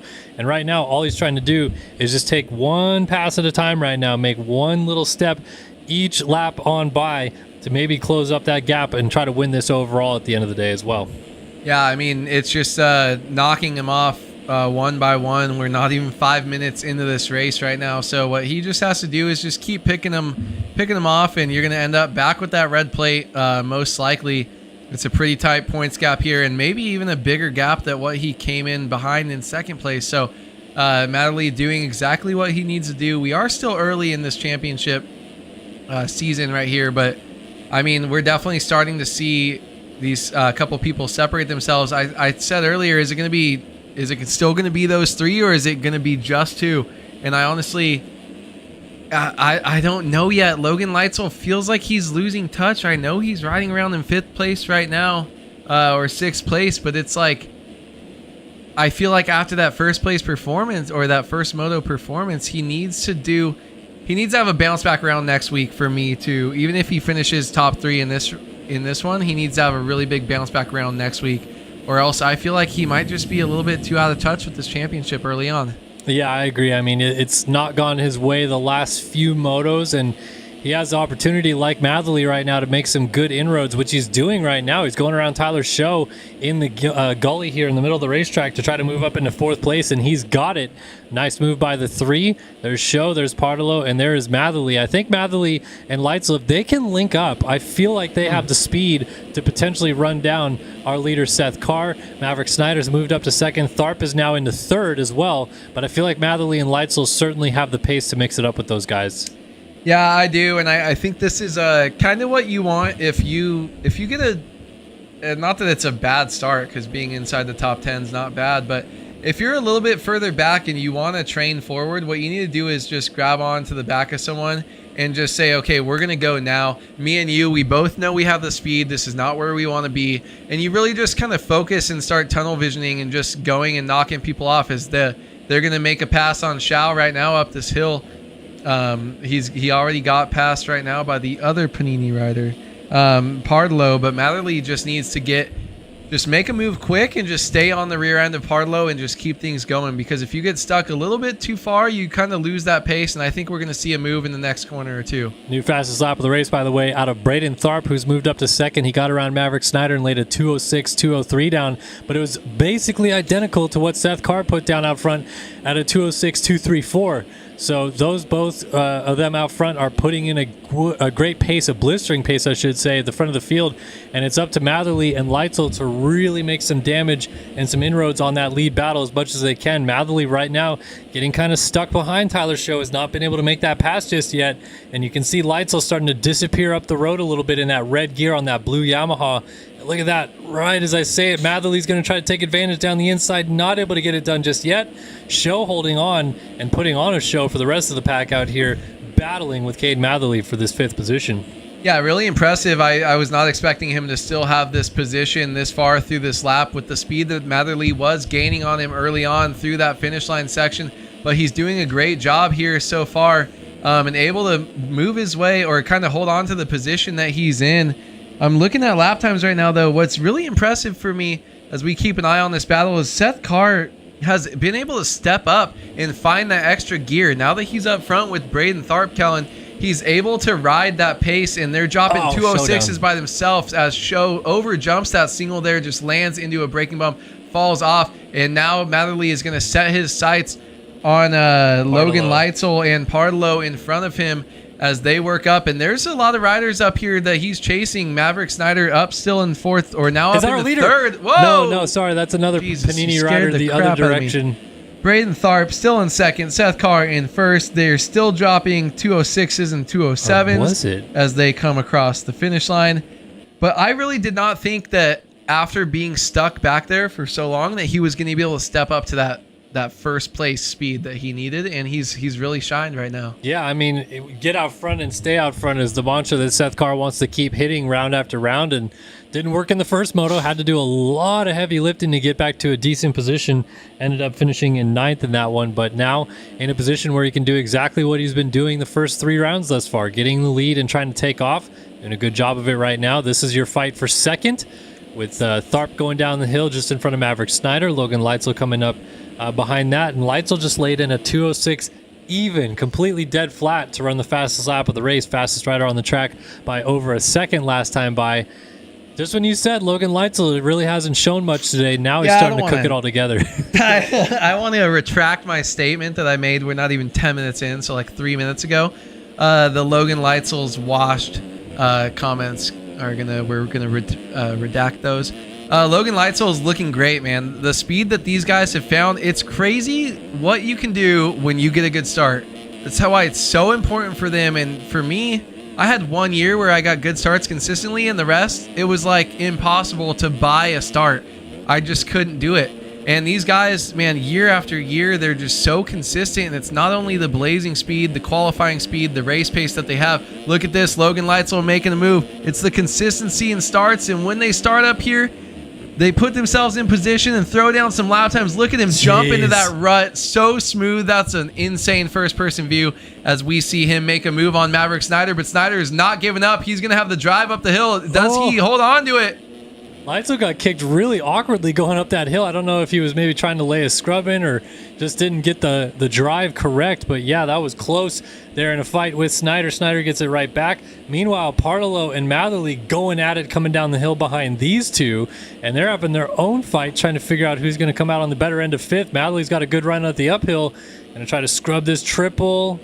Not quite close enough yet to make anything happen on Partallo, but really pushing the envelope, trying to get around the 52. As Leitzel goes back to the drawing board to try to get around the 332 of Maverick Snyder. They're still all chasing Tharp in P2, just a little bit up the road. And then your leader is Seth Carr going down the rollers off the top of the hill right now. Probably our best fight, though, is this Partallo-Matherly battle. And it seems like Matherly maybe isn't running the fastest laps every single lap, but he's just doing consistently good lap times to keep him right in the mix with these guys. Yeah, and what's funny is I think that they're just slowly gaining. Where they're at right now, the gap from second to first is 10 seconds. Matherly is in sixth, only 16 seconds off the lead. So 6 seconds from him up to second, as we could see them all in this shot right here as they go down the hill. I think Leitzel just made a pass again on Snyder. I think so. Partallo went Tharp? Yeah, went Tharp was off the track. Sorry, you get it, Kellen. No, yeah, he went off the track and slides back to fourth now, just in front of his teammate Partallo. And then Matherly lost a little bit of ground on Partallo, so they'll continue their fight. Meanwhile, Leitzel did get that pass completed. He is now up to second. These guys are 14 seconds off the lead. Seth Carr battling with each other has really kind of hampered him, I think, at this point in time with their performance and being able to close that gap down, because everyone was 208s, 209s, and Seth Carr laid in a 206.9 last time by for one of the fastest laps on the track. So I think these guys have got to start working together a little bit. Otherwise, Carr is just going to continue to run and hide away at the front of the field. Yeah, I mean, I've said it before, though. If it ain't almost 20 seconds, I'm not feeling comfortable if I'm out there on the track trying to get away, because one fall-off crash can cause you between 8 to 12 seconds. Hell, even more if it happens going down one of these giant downhills that we're going to see Maverick Snyder come down right here. If you start cartwheeling and flipping, it's going to be a little while till you can get on the bike, and then you're not going to have a drive up a hill, especially on these 250s. So just really impressive riding by all these guys. And Matherly, Snyder tries to give him the biscuits, does not really make that triple there. I think Cade is doing great. He doesn't need to go up and get the win. He just needs to slowly stay consistent, let these guys make mistakes. If he ends up with a 1-2, he's still pulling points on every single person that's around him, and he's going to be fine. He doesn't need to try to put in blazing speed and just keep making passes. He's exactly fine, perfectly fine where he is. Yep, 204.9 just laid down by Seth Carr in the race lead as this battle continues to rage on, man. Maverick Snyder giving Logan Leitzel everything he can handle, and they have dropped Partallo. Matherly has moved up to fifth around Tharp. He's 23 seconds off the lead. And Leitzel, as much as he's pushing, as much as everything's kind of coming together for the three to get into second place, Maverick Snyder does not care one bit about what number is on the back of that jersey and how many championships Logan Leitzel has won in this game. He wants to mix it up, and a 4-3 performance is good, but a 4-2 looks even better as he maybe even tries to sneak up and start battling for this overall win at the end of the day. And man, oh man, wouldn't that be something if Maverick Snyder not only lands on the box in this moto, but overall as well. Yeah, that would be just an amazing finish to his day. Maverick Snyder, as we go on board with him right now, trying to make this move, gap down under 1 second. We see him railing that inside, just absolutely having great line choice. And this is the most spark we've seen from him. I feel like last week was his kind of breakout ride. And he's like, you know what? I can do it. He's gotten great starts in the last 2 motos today. And he's like, you know what? I have the speed. I can do it. Why not me type mentality. And I think he's just going to keep pushing as we come up to the halfway point in this moto. I'm really surprised and excited for Maverick and the performances that he's put in the last 2 rounds so far. But he's looking great, and man, it would be awesome to see him sneak away with an overall win here as his first overall ever in this class. Yeah, so to update you guys right now, it's a 9-1 for our race winner at the moment in this one for Seth Carr. Cade Matherly's looking at a 1-5, which would be enough to get it done, I believe, as it runs. Braden Tharp on a 2-6. Austin Parlow, who is third in the first moto, is fourth right now, so he's looking at a 3-4. Snyder's looking at a 4-3. You beat Parlow there, obviously. And then from there, it's kind of just down to that group. Logan Leitzel was sixth in the first moto. He's second right now.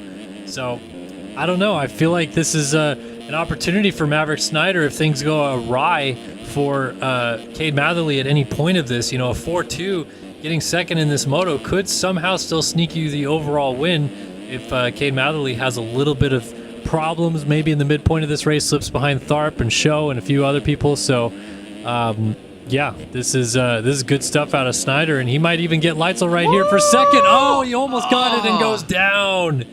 Oh, just was about ready to make it happen and falls off the bike. Parlow goes by. He is going to get going just before Matherly gets there. There's Matherly on the 25. But man, oh man, poor Maverick Snyder. That was going so well until it wasn't. Yeah, I mean, he had that pass made, and I think it was just a little bit of maybe trying to make it a little too hard. He's kind of rushing it, right, and trying to also not make contact with the other rider right there.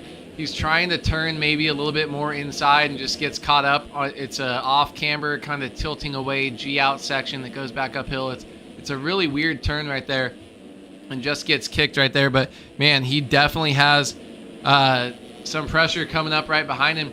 What he needs to do is settle back down and just get back into flow, because I do think he can get back up there and pressure for second place again.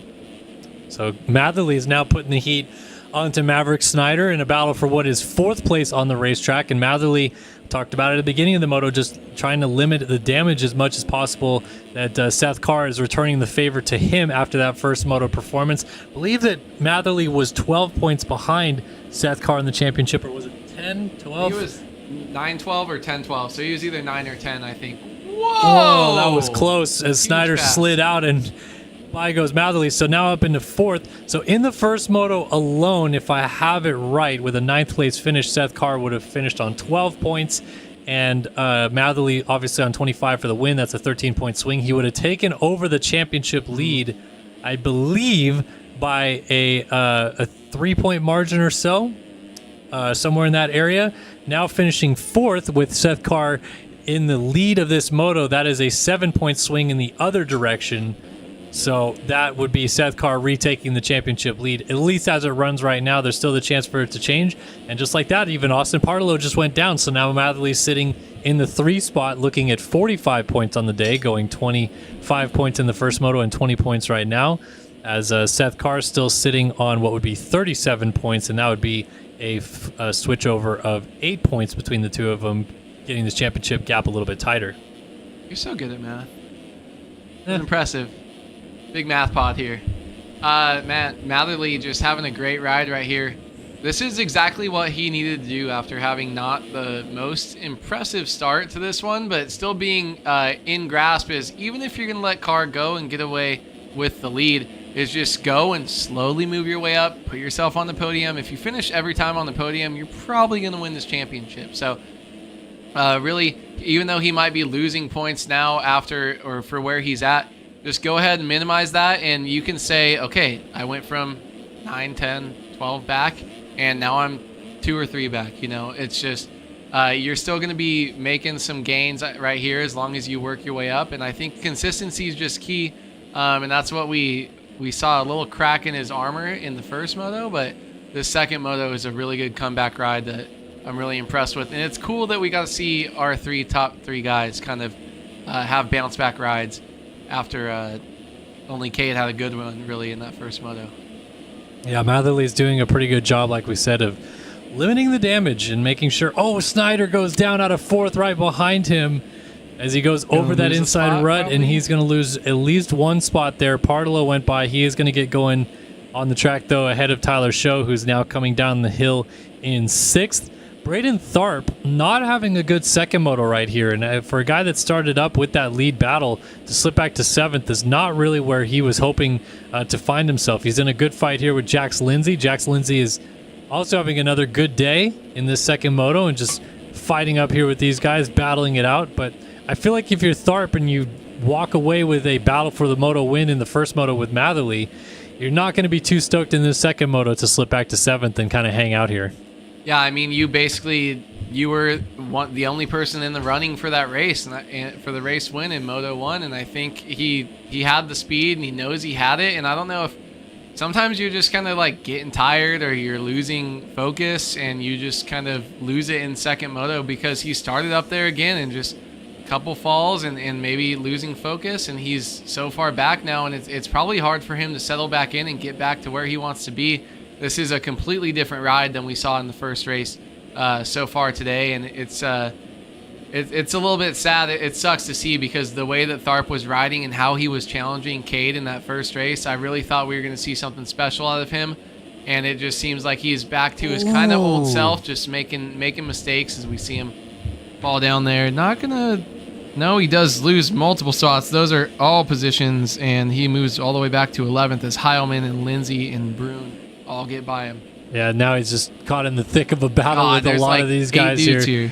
There's a bunch jumping off of that big quad, and sneaky slides through all those guys to get around. It's going to be up on the inside of Heilman here, not able to remake that pass, but it's a 7 through 12 right here. Yeah, this is crazy. This From fight. Cooper all the way back. Lucas Brune, Braden Tharp, John Heilman right here battling it out with Tharp as they're going to go side by side off of that scrub single, and Tharp looked like he was maybe going to pull up alongside on the outside line, and then Heilman said, no, I'm going to scrub this thing as hard as I possibly can and keep you at bay. As they continue their fight, inside for Tharp, outside for Heilman. Both work out pretty evenly as Heilman gets a slightly better drive up the uphill here. And they both land on that rear tire, and they're putting the heat on Jeff Cooper, Lucas Brune coming down the downhill. This is probably the best fight on the track right now. These guys are separated by no more than a few seconds, maybe 6 seconds total from the front of this group, Tyler Show, all the way back to the back of it, Max Wilczek in 11th. So yeah, this is close, man. If you're Tharp here, you're also trying to maximize your points haul after the first moto went so well. Jeff Cooper putting the heat on you. Yeah, you got to take the pressure that you're getting put on you right now, and just you got to revitalize yourself.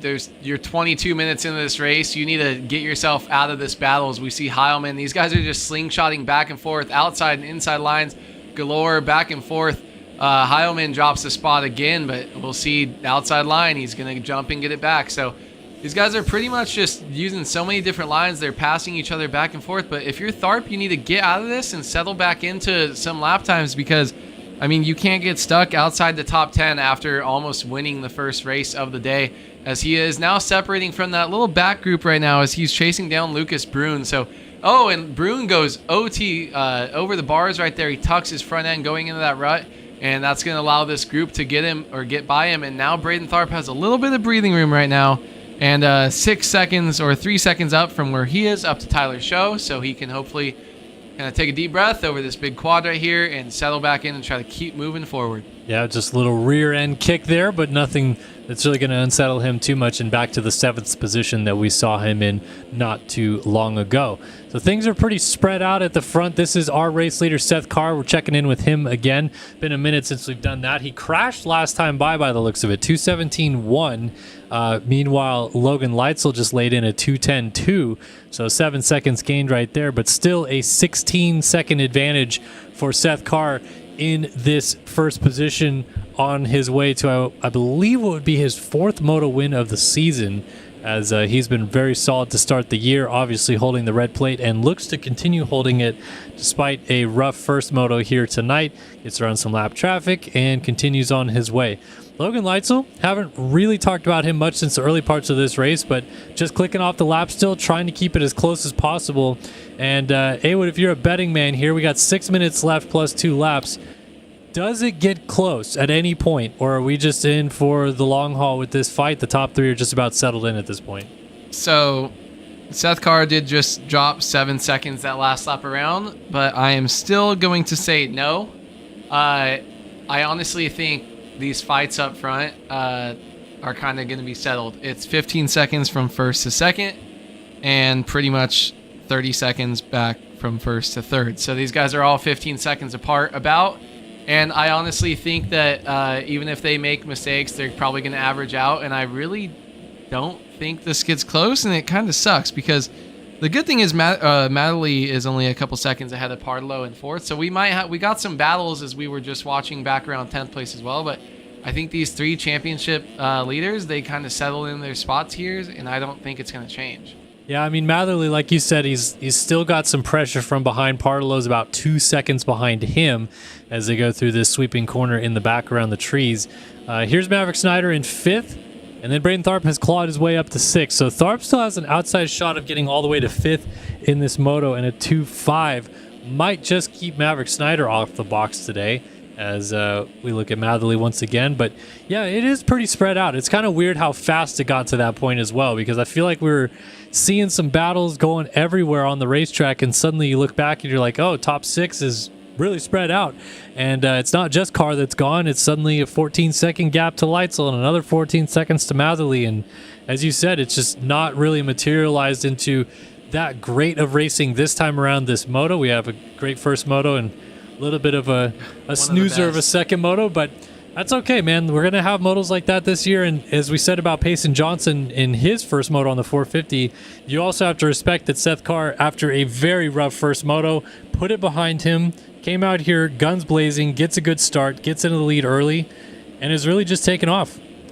Yeah, I mean, he really just is giving these guys the business right now after he had to have been stressed out, pissed off, want to go back, whether you're practicing or sometimes you just need to take a break and you just kind of reset your mental. And I think that's what Seth Carr has done right now, and got off to a great start, was able to work his way up front, and he's riding his own race. And it doesn't seem like he's trying to push too crazy. I mean, he just maybe lost a second to Logan, but I don't think that matters. You've got 3 minutes plus 2 laps to go right now as time's ticking down past our 27th minute. And he feels comfortable where he's at. He's riding smooth. No one else is really catching him. It's not that you've got this Payson Johnson guy going 4 seconds a lap faster behind you. At best, he thinks they might be able to catch me a second, maybe 2 if I make a mistake. So just a great rebound ride by him, and that's what you need to do if you're going to win a championship and keep this red plate. So really good ride by him. We saw one of the best 250 motos in a long time in the first race, and then this one, a little bit of a snooze fest for the guys up front, but hey, all 3 of the championship contenders, all 3 on the top 3 spots of this race, so good on all of them. Yep, so Seth Carr checks in another lap in the lead. We're at about less than 3 minutes to go, almost 2 minutes left to go on the clock, plus those 2 laps for race leader Seth Carr. Logan Leitzel's pretty much hovered around the same mark between the two of them, 206.9, 206.8 for Leitzel as he just goes across the line behind him in second place, 15.1 seconds back. And then exactly another 15 seconds back to this man right here. Cade Matherly checks in. He will also go to, let's see, a 209 that time by for Matherly. And another 15 seconds back to this man, Austin Partilo, coming up to the finish line jump in 4th. So it is certainly very spread out amongst these top groups a little bit. Tyler Show not too far away right now. Here from Max Wilczek. Max Wilczek starting to put a pretty good race together here for iSpec.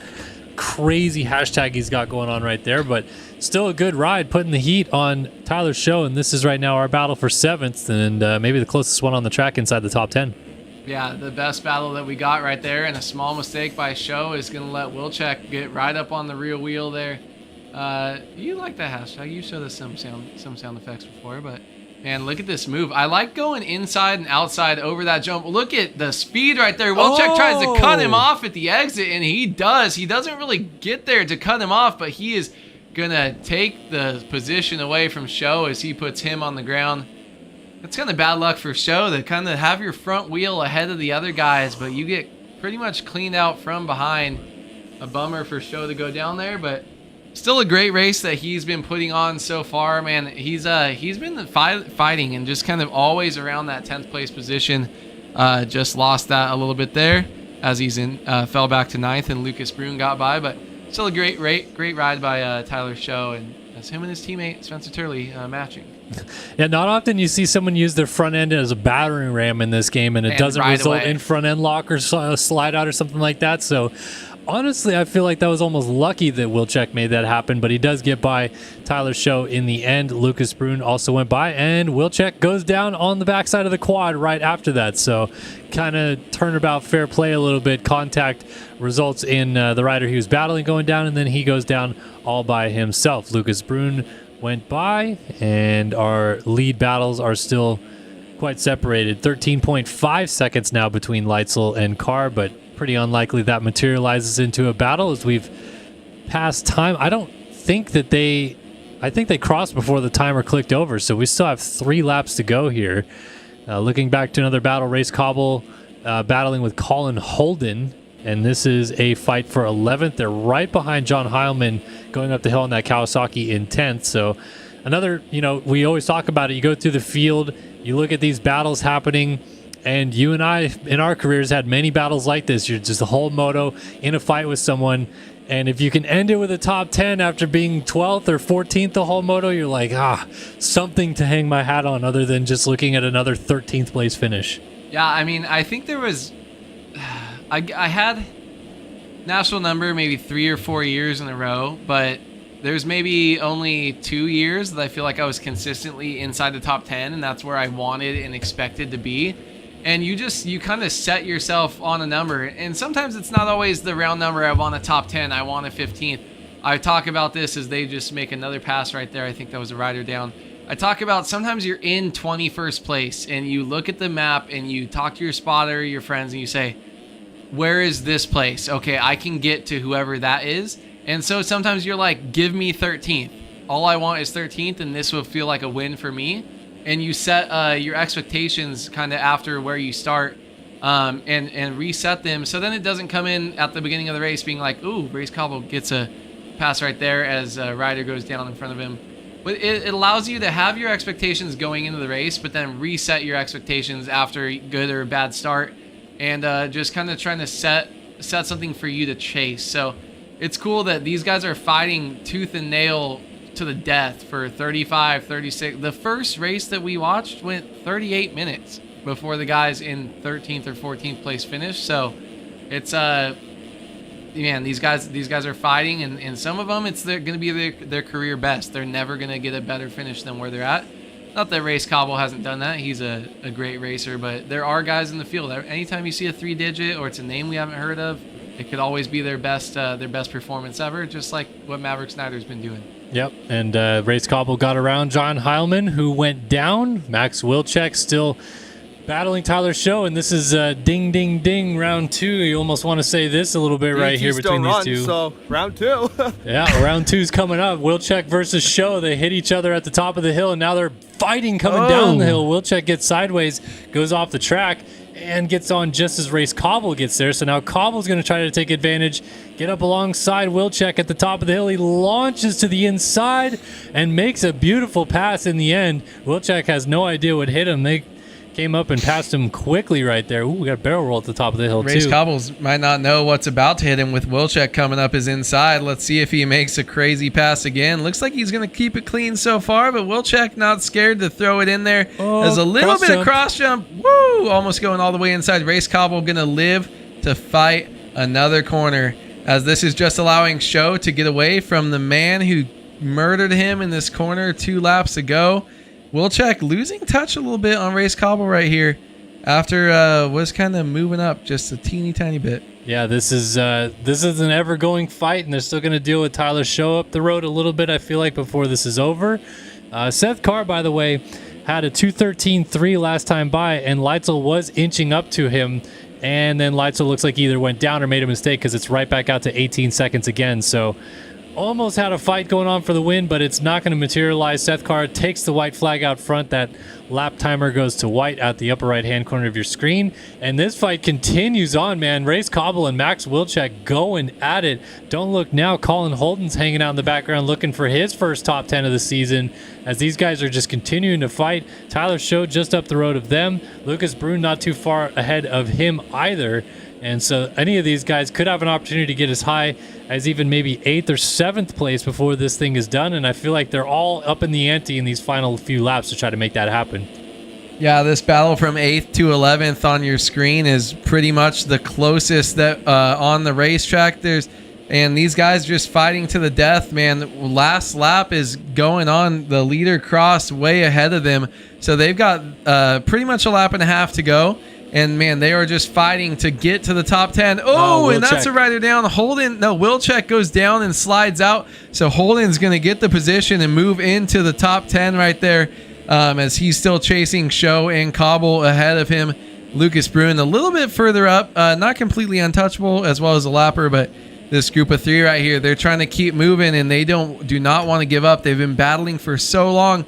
Why give it up this late in the race? Yeah, this is going to come all the way to the checkered flag between Race Cobble, Tyler Show, and now Colin Holden has found his way into 10th position. Battle for 4th. Battle for 4th also going on. Tharp Maverick Snyder as Tharp goes by him. And Tharp now in a position where he is probably going to lock down 2nd place overall with that 2-4. Leitzel on a 6-2 isn't going to get it.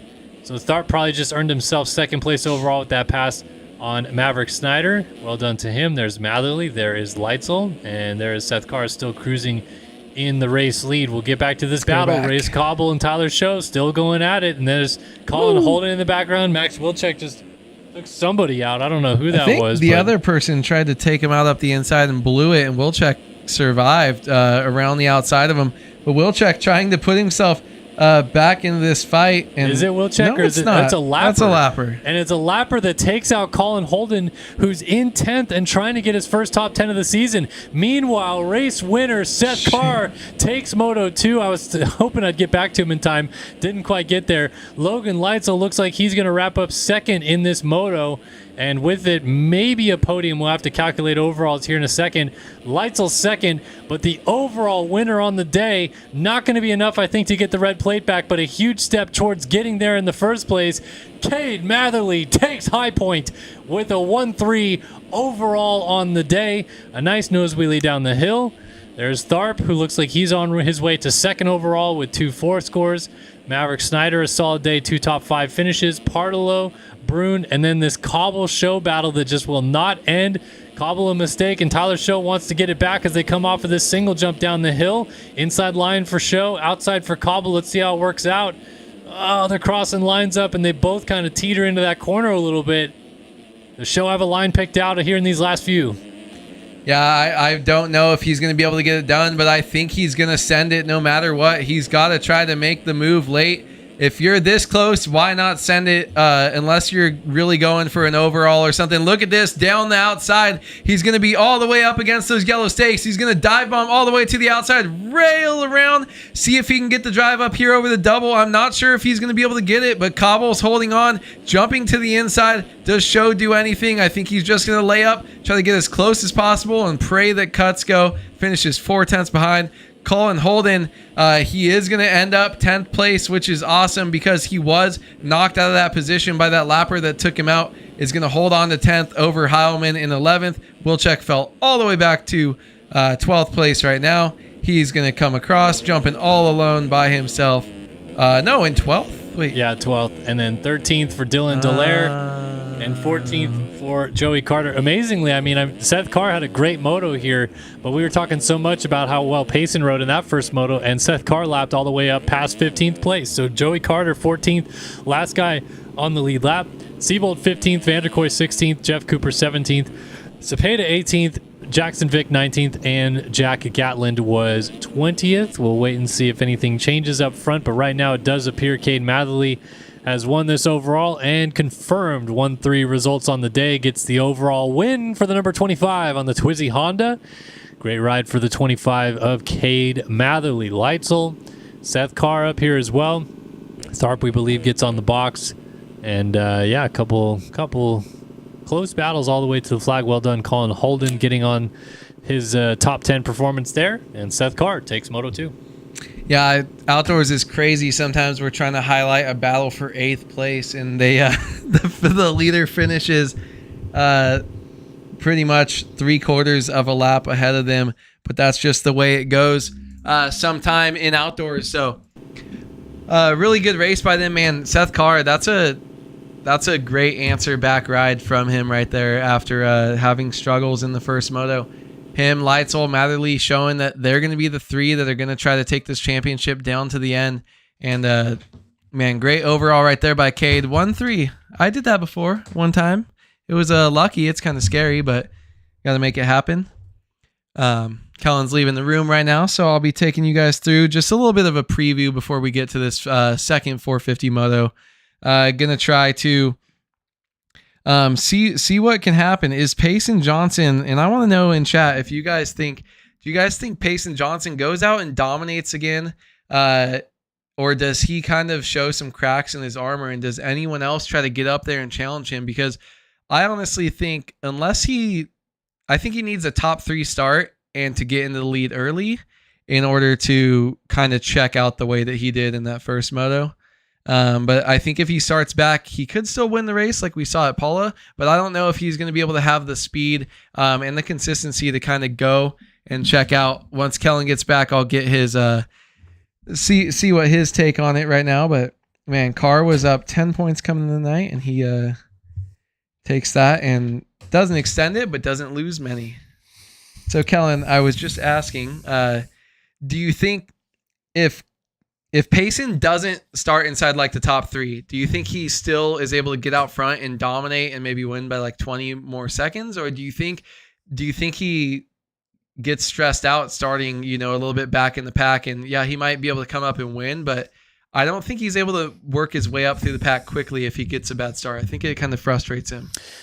Yeah, I mean, it's a good question, and it's one that we'll have to see how it develops throughout the year, because so far, no. It seems like when he doesn't start right at the sharp end of the field, he's able to get into the lead and take off. That's not to say that he wouldn't do it this moto. If he starts 10th, he could easily take off with the win still, but we haven't seen it yet this year.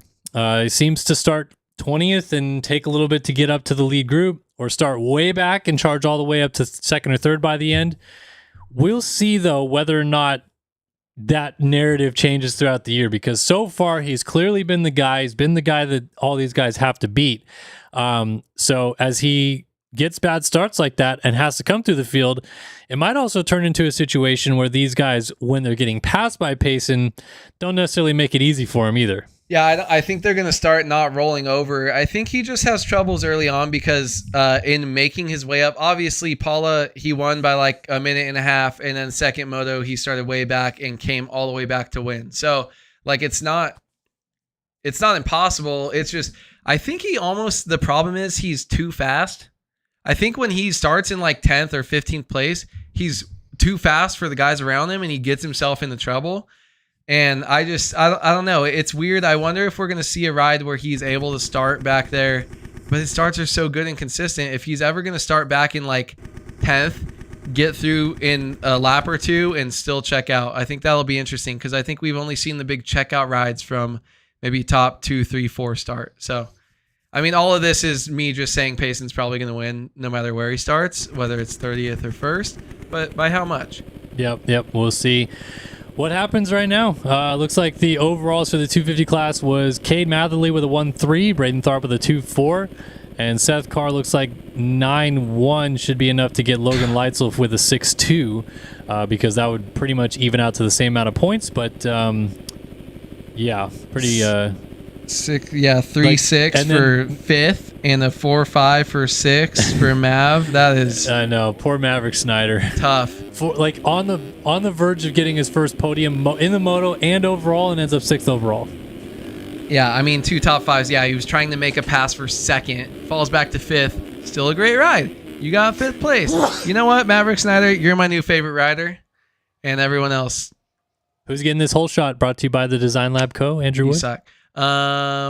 Design Lab Co. whole shot pick is going to be, I'm gonna run it back because I think he barely missed it.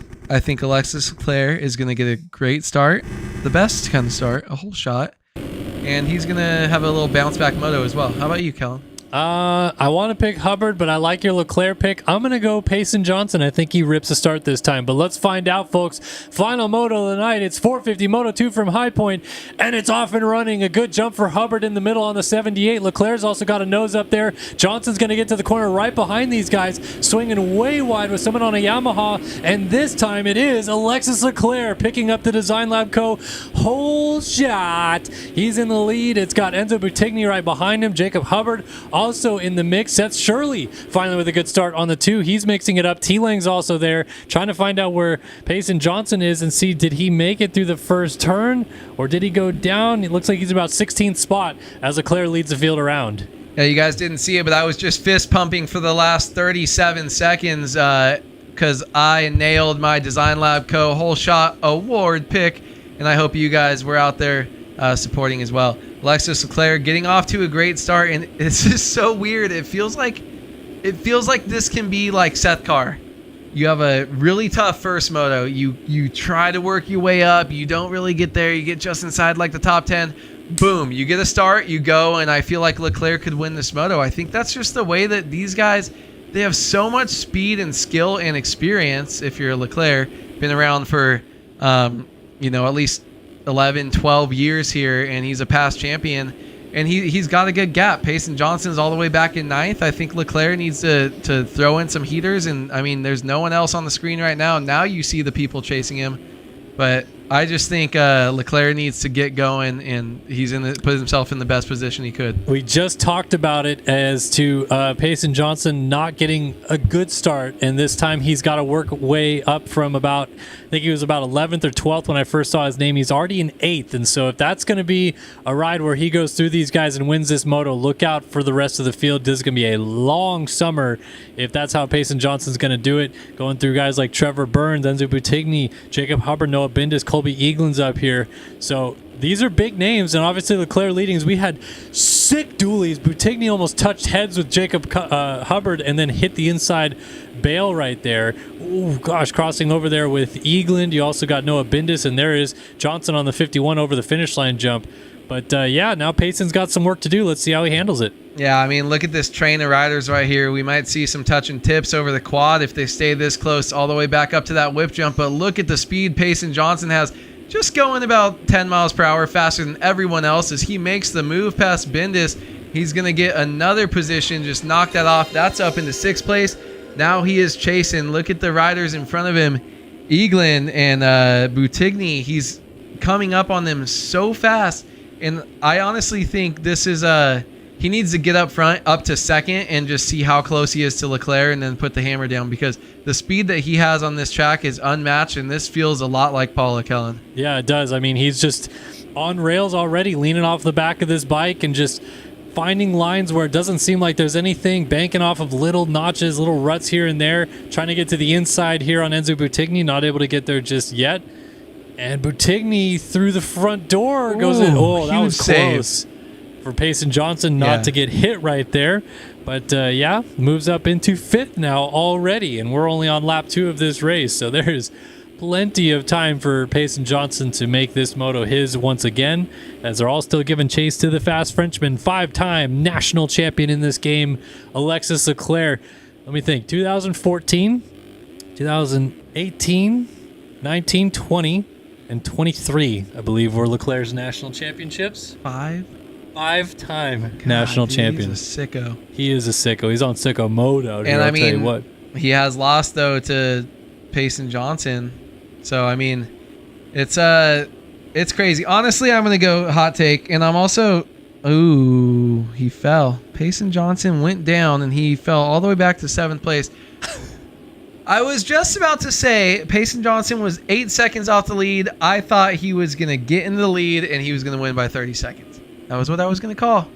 But with that tip over, I don't know. I think he has these small struggles. He could still easily win the race. I'm not putting that out of it because of the speed that he has. But I think when he ends up behind these guys, whether it's running into a rider that goes down and he's going so fast he can't avoid them, or he's just, he's so much faster than them, he tries to make a move, but he doesn't really work his way through. I don't know, man. I think he just struggles when he starts back a little bit.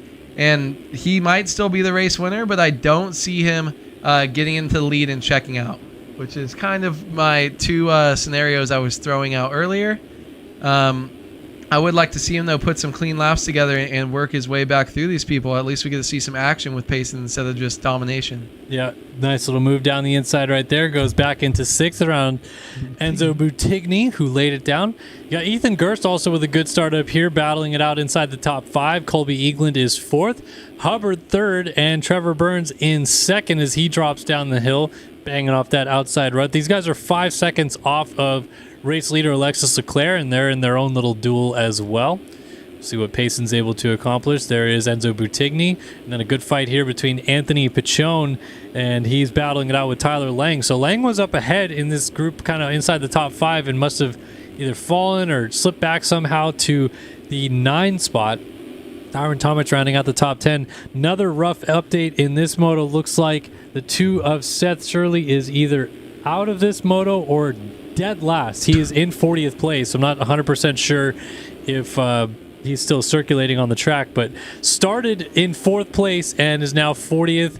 I talked to Seth, I think, last week after the motos, and really he's just been so frustrated about his luck, man. He just keeps getting hit by people, hitting other riders, opening laps, putting him well down the order, and then when he's clawing through the field, just little mistakes here and there and can't quite get the results we know and expect out of the number 2. Yeah, I mean, it's one of those things. I've had years where I've done, and you too, you're really good and you're really consistent at starts. You've got a technique down and your reaction time is on point, but little baby doolies. But there's times where your starts just aren't the same, and he's only ridden the 450 in Supercross a little bit, and he did really good. But starting in outdoors, every single track is different. The traction is different. Your technique is different. It's all about what gear, the technique, the power wheeling, all that stuff. And I honestly think it's just a little bit of a struggle for him. And you can blame your luck, but honestly, there's people that start inside the top 3 every time. So Jacob Hubbard in Supercross doesn't have to complain about luck. Even him on the 250, Shirley on the 250 in Supercross doesn't need luck because he's got such good technique and is so consistent. And I think he'll figure it out. It's just like his rookie season nerves in the 450 class, because there's a reason we can call Jacob Hubbard, Alexis Leclerc, Payson Johnson for hole shots, and they're normally inside the top 3, top 5. And there's reasons that sometimes you see Adam Holm up there, and then sometimes you see him in 30th, because you're going down 3 out of 4 times, and then one time you get a good start. But that's just the struggle that Seth Shirley's having right now, and it's something that he's just got to learn, I think, on the 450. Yeah, and I mean, he'll get there. We fully expect him to be in the hunt for a 450 Supercross title next season, but we'll see whether he can kind of figure it out in the second half of this moto to charge his way forward. He's already 37th, so made a few passes. Yeah. Let's get back up to our leader, Alexis Leclerc. Check in with him. 6.2 second lead over Trevor Burns, 206.4 last time by. And I think for Leclerc at this point in time, it's really just about hitting your marks. It's kind of like what Seth Carr had to happen to him in the 250 class. The first moto didn't go his way, but we knew that the speed was there if he could get a start. Leclerc's got a start, manage the gap, get out front, and try to hold it from here, because we know Payson Johnson's going to get up there at some point, but if he's already gone 15 seconds, it's going to be pretty hard for Johnson to do anything about Leclerc. So if you're Leclerc, do not crash, put your laps in, stay out front as long as you can. Yeah, I mean, it doesn't help if you're pacing when Leclerc just put down the fastest lap of anybody on the track. So it's like, we know pacing can probably go faster, but when it's maybe half a second and the time keeps going down that's left in the race, you're eventually going to run out of time. And we've seen it before from pacing. And I think this moto is just Leclerc's to lose, and he knows it. He's been in this position, and he doesn't give up wins like this, I feel. When Leclerc gets out front and he's got a decent lead, even though it's not over my 10-second, 20-second gap for a fall or two, I honestly still think he's going to be pretty comfortable. And unless something big happens, I don't know if pacing can get him just by working his way through. I think it's going to take him too far to get up into second and get free reign, especially because Trevor Burns is so close.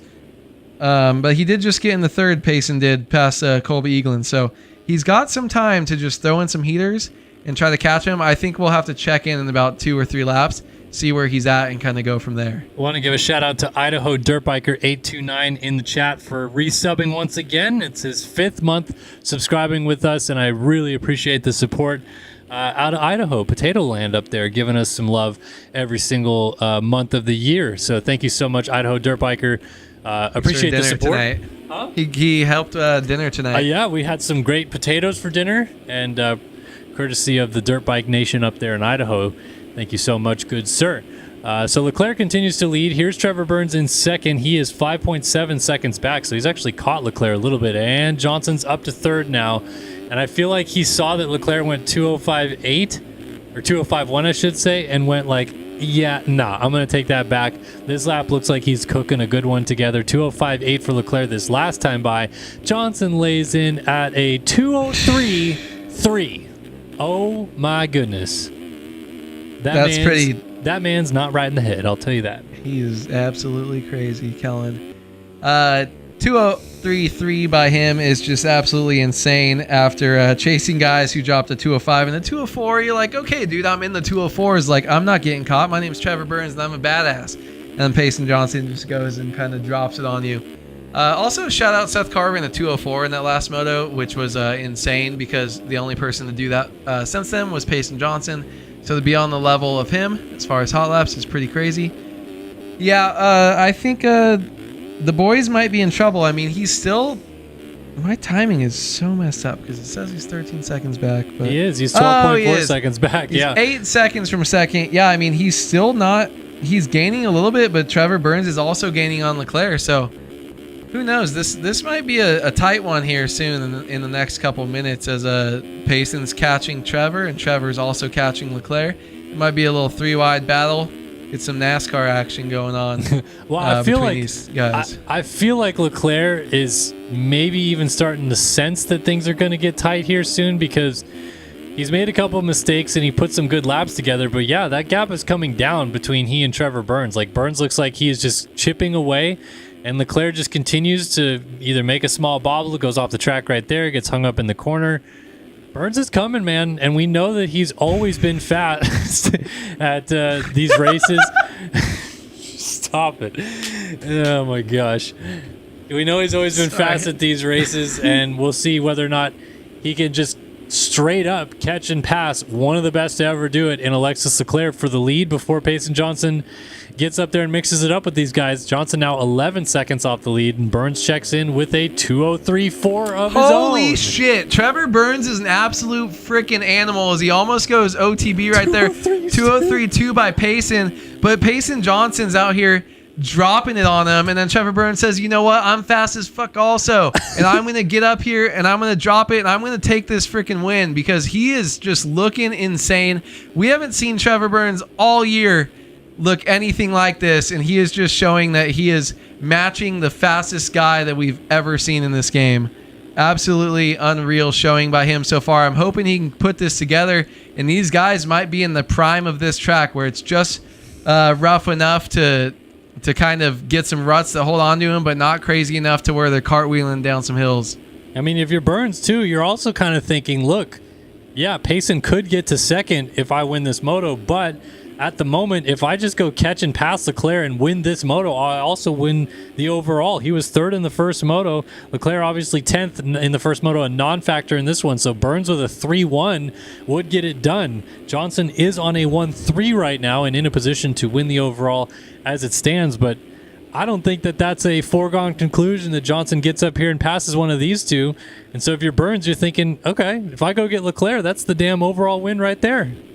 Yeah, I mean, it's yeah, you don't need to go up and win, but man, Trevor, he's just in such a good spot, and this is so impressive right now. I love what we're seeing right now, and it's just Leclerc's just coming to him. He's not really having to push too far, and like, I mean, obviously he's pushing, he's throwing down some heaters, but it doesn't feel like he's riding out of his comfort zone. It seems like Leclerc is just slowly falling back into his grasp, and he's gonna get the lead. Dude, he can get the lead by not the finish line, I don't think, but maybe just after where the whole shot line is. Trevor Burns is coming and coming fast, Kellen.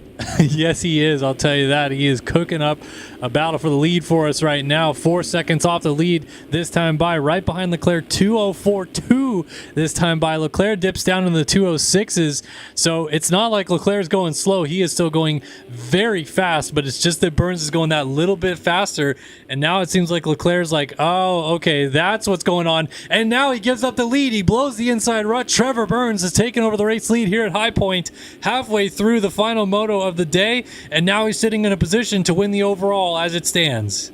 Yeah, I mean, Trevor Burns, this is just a statement ride. This got to be his first ever win, right?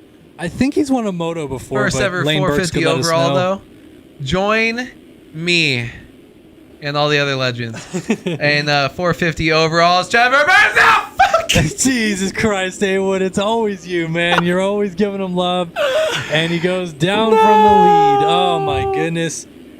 And he's going to pick it up still in second. I guess Payson went down. Yeah, Eaglin went by. Good. So Johnson is now into the 4 spot. And Burns is still in a position where he could go win this overall, especially if Leclerc makes another bobble. But, yeah, the question I was asking, Lane, was whether or not Burns has won a moto. I think he's won a moto. Haywood was wondering had he won an overall, but I can't recall that deep back in my memory books. But I would be surprised for either, though, honestly. Yeah. I mean, national number 40 is nothing to kind of turn your But he's so head fast, at, man. He's fucking sick. We haven't seen this, though, all year. He just comes out in the 8th moto of the year and just starts freaking dropping lap times. 2:04, a 2:03.4, which is just off the best lap of the race. Another 2:04. Like, this guy's insane, man. He went down. Luckily, Payson went down right before him. He won a 250 Supercross, never won a moto in 450s, never won anything in 450s, and now he's out here battling with the best of the best. They're going to go down in history, probably Mount Rushmore type MX Sim racers, and he's trying to just straight up beat him right here. And after that fall, only 5 seconds off of Alexis Leclerc, I would love to see Trevor Burns come out and do it, man. This is awesome. I mean, he crashed and did a 2:12. So, we say fall of crashes 8 to 10 seconds. At worst, he was going to run a 2:04 that time by, I guess. And maybe even into the 2:02s if things went his way. But, yeah, I don't think has any ideas of slowing down right now. He gets it back down to 3 seconds to Leclerc. Rails this outside corner. He is absolutely sending it. Johnson has gotten back around Eaglin into third, but I think all eyes are still on this man, Trevor Burns, and whether he can just straight up run Leclerc down again. I mean, he is gaining still, and I love watching this onboard, though, because we see just a different way that he attacks the track. He's doing things just a little bit differently as he gets by the spot where he just fell. We see a lot of Payson Johnson kind of cutting up and down, like doing some weird big jumps that other people aren't doing, kind of like a Jet Lawrence type deal. But there's some stuff where he just bulldozes through. The way Trevor Burns has been riding, he's just very, very smooth flowing, keeps it in a little bit of a higher gear here, is riding a lot of the edges of the track and just keeping it smooth. He doesn't really it almost doesn't look fast the way he's doing it. He's just very smooth flowing, whereas Payson Johnson's doing some crazy shit that we've never seen before. Yeah. So I love watching this man ride right now, and the pace that he's had. He knew he had something special after the first moto, but it didn't look. Oh, look at that! Gets away. Is that Leclerc? Leclerc? It is. Leclerc's down on the inside. It kind of didn't look like him for a second, but he was down on the inside and coughs up the lead to Trevor Burns. So now it is Burns from Leclerc. And now Eaglin has gotten back around Payson Johnson. So remember, we talked before this moto, and it wasn't really trying to dog at Johnson at all, but it just seems like when he starts outside of the top 5, give or take, he has these mistakes continually coming through. And I know he crashed a couple times in the first moto, but this is now, 3 crashes in the last 4 or 5 laps out of Johnson. And it's starting to hinder his ability to not only maybe win this overall today, but to even, get some decent points gained on Alexis Leclerc, as Leclerc is holding on to a good, strong second place in this moto. Yeah, I mean, you can't be mad if you're Leclerc after the pretty abysmal performance in the first moto for most of it. It was pretty bad, and after a bad start, it's you got to take getting a whole shot, going out, leading half the race, and if you can, you just need to stay in front of Payson Johnson and keep this thing on 2 wheels. But it's going to be tricky to do. I mean, Payson is fast, has elite speed right now, and but chasing Colby Eaglin. You got to get up there in third if you're pacing, and I think you're going to be happy with that, and you're going to be very happy if you're Leclerc and you finish second if you can just hold on to that. So these guys both probably just need to move just a little bit more, but yeah, shout out Colby Eaglin for his great ride and just kind of staying away from these guys and doing his own thing. He's been very quiet this moto. Update on Seth Shirley. He has now crawled up to 19th and is in the points, and that's exactly what he needed to get done after a bad start. Looks like Eaglin just went down over the backside of that single jump and allowed Payson Johnson back by. Killian Ortiz, by the way, is up into 5th. He's in a good fight with Enzo Buttigni and Tyler Lang. They just continue to battle each other for this 5 spot. That is 6th and 7th side by side on the track right now as Lang gets crossed up. He's trying to repass Buttigni and almost goes down, stands it back up. And the fight continues with Ethan Gerst getting into the mix as well. Pablo Vial running 9th. Jacob Hubbard rounding out the top 10. So that is a good little mix of guys at the front of the field, but we're still just trying to get it all under wraps about whether or not Trevor Burns is going to win this moto, whether or not Trevor Burns is going to win this overall for the first of his career. For a couple of firsts. Never won a moto, never won an overall, and sitting in position to do so right now on a 3-1 performance on the day. Now, if you're Payson Johnson, this is lock-in time, right? I feel like this is where we're going to start seeing either the best or the worst of Payson, because he's going to start laying down some good laps or he's going to crash a lot. Yeah, I mean, you're into third. Leclerc, who's, I mean, you're beating him in points, but he's the only competitor near you, is ahead of you, and someone else is ahead of that, taking away the 3-point gap from second to first. So what you need to do is just start dropping lap times. You're 10 seconds away. Look at that timer at the bottom left and see that difference, and just start throwing down some heaters. But this is also where we've seen him kind of implode. He does it to himself, really, and we know he has the speed. He was dropping fast lap times late in the race earlier, and we see him right now with his crazy lines and his crazy speed, but it does normally come out to bite him. It's been half a second, now 1 full second since he was at the wall turn 3 corners ago, and he's caught up to him. If he continues to ride like this, he'll easily get by Leclerc, but the problem is, how long can he ride like this? Second moto, maybe a little stressed, maybe a little tired, without going down and losing spots. Yeah, I mean, as you said, he might still get Leclerc. I don't think you could put it out of the question. He still wins this race with how fast he is moving right now on this track. And obviously, there's less than 10 minutes to go, only about 7.5 plus 2 laps left on the clock. But that time is just continuing to click down. The biggest problem he has going for him, and Leclerc is now dealing with it, is lap traffic is going to start becoming a real problem here. Leclerc is right behind 3 lapped riders that he's going to have to go through to make sure that Johnson doesn't get up there and start ruffling his feathers. Trevor Burns in the race lead has one that he's catching right now, and then another 2-rider pack up ahead of that. So these guys, while they're dealing with, getting caught or trying to do their own laps, they're going to have to start weaving through guys, and that's going to really affect this race in the latter stages, I think. Yeah, I mean, it's something you got to watch out for. It could help or hurt you, though, and at different times, it really just depends on where you catch these guys. Luckily, Leclerc is able to make some smooth passes by the lappers, and most of the time they're going to be pretty good. But there's something you cannot avoid. We saw that rider 2 ahead of Leclerc goes down. The rider behind him gets into him, and Leclerc cannot stop. So goes down, loses, drops, or lets 2 lappers go by, but then falls back into the grasp of Payson Johnson. Now Payson is going to smell blood in the water, though. It was a lapper makes a mistake. Leclerc or Johnson almost made a mistake and went down. But man, so is he going to push up and just get by him? He has blood in the water, or do you think this might get him overzealous right here and he might make a mistake? I don't know. We'll see. This is for the overall win, though. If Johnson can get the pass done on Leclerc, jumps in behind him, coming down the hill, trying to carry that patented Payson Johnson speed down to the bottom. Leclerc swings wide to shut the door.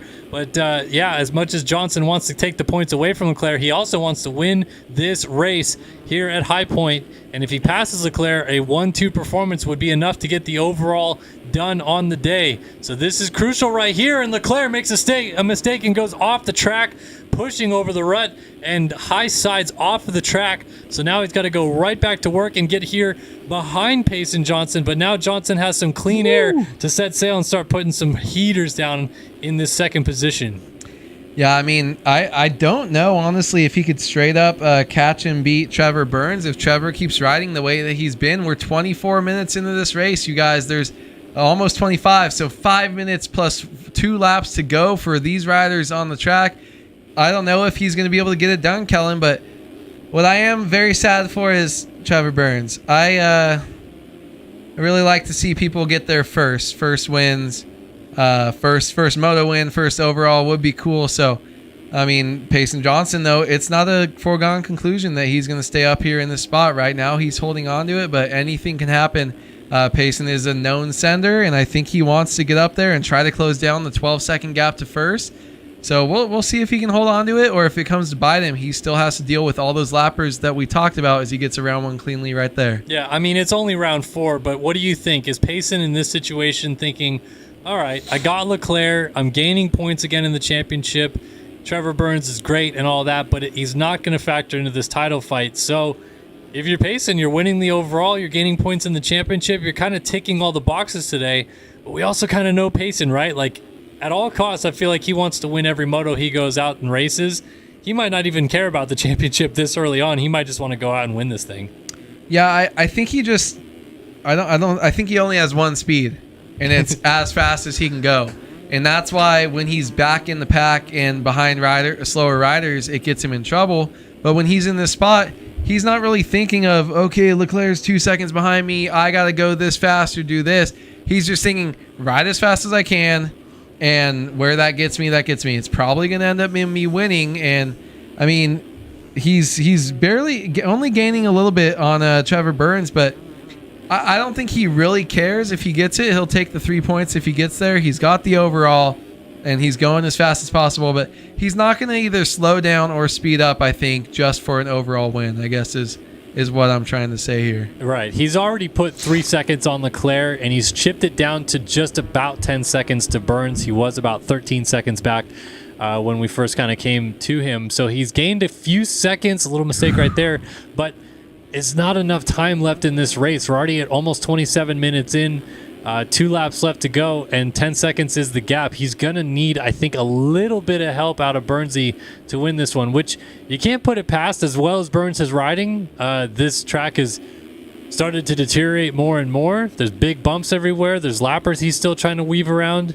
and this could be a bit crunch time. If you're Trevor Burns, you never won a moto in your life before outdoors, and maybe that nerves of it starts to creep in just a little bit as you realize, all right, this time by, maybe 4 to go. I only got 4 more laps of going around this racetrack before I get my first moto win. Oh no, I'm starting to think about it too much now, and suddenly you start making too many mistakes.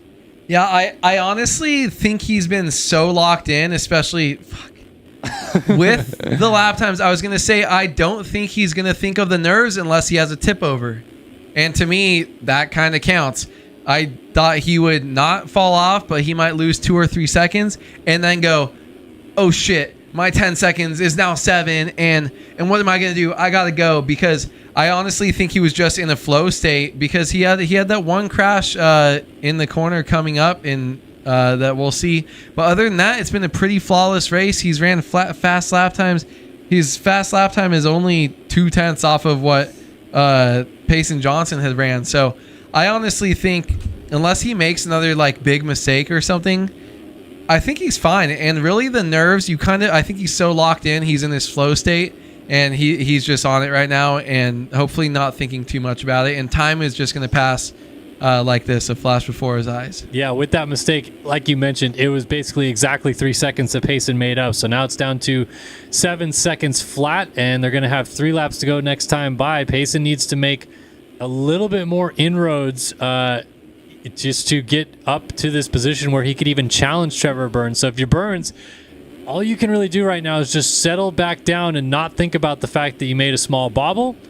Settle into your pace again. Think about where you were on the racetrack and where Payson still is on the racetrack. You have time in hand to play with, and coming to 3 laps to go this time by, you're starting to think about, okay, well, there's less opportunities for a mistake. There's less opportunities for Payson to continue to make inroads on me in this fight for the race lead.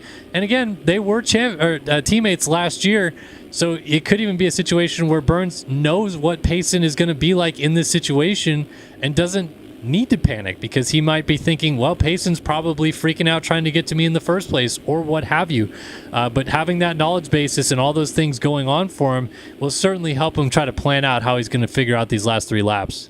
Yeah, he's just riding an amazing race right now, and just the way that he's been able to get around these lapped riders. I hope he continues as we see him coming up on Adam Holm right here. Adam Holm, the veteran, going to go ahead and give him the main inside line there. Probably just kind of stay out of his way, exactly how he should. And that's what he should expect, but he's also gotten around some riders that have been down, just as you see him jumping over another one. But he is just getting around them so cleanly, and I honestly think he's just flowing, and I'm super pumped by the poise that he's had and been able to kind of do as he's coming up on another down lapper here. They just never end in outdoors. 40 riders spread out over a 2-minute lap time track, but you still seem to always be behind them as a huge mistake. He goes down. He checked up to try to not hit the lapper and ends up losing the front end over the top of the jump, freaks out, gasses it, and has another instant fall-off crash. The dream is over, and Payson Johnson is now looking at a 1-1 day here at High Point. It was going so well until it wasn't for Trevor Burns. I think I'm going to cry. As Trevor Burns' #1 fan after that ride. I mean, that's just a bummer. Most of those lappers were kind of getting out of the way or falling out of his way, and that one that he just kind of came up on just a little bit too quick was in his line. Tried to do something maybe a little bit too late, just one small mistake, and that's all that you need to kind of drop it. Not that Payson Johnson still can't make anything, but it's so hard to have gone through. He fell off earlier, was able to get through the adversity, work his way back up in the lead, and then to lose it like that is heartbreaking. Hopefully he can settle back down, put in a good finish, and be proud of what he's done here today. But Payson Johnson, man, he's the man on the mission, the fastest lap man on the track, barely over Trevor Burns today, but he's going to come across and get the 2-lap board as we come up to the finish line here at High Point Moto 2. Yep, 2-lap board is out. 2 laps to go here in 450 Moto 2 at High Point, and Payson Johnson on his way to a 1-1 performance on the day, extending that championship lead out. He's got a 15-second margin on Trevor Burns, who picked it up only 3 seconds ahead of Alexis Leclerc. That's how costly that double fall-off crash was for our former race leader. And look, if you're Payson Johnson, he was starting to eat that gap down. I was just about to say before Burns fell, it was suddenly under 5 seconds. We're at about 4.6 that Payson had got it down to when Burns fell. So we were potentially in for a good battle for the moto win regardless.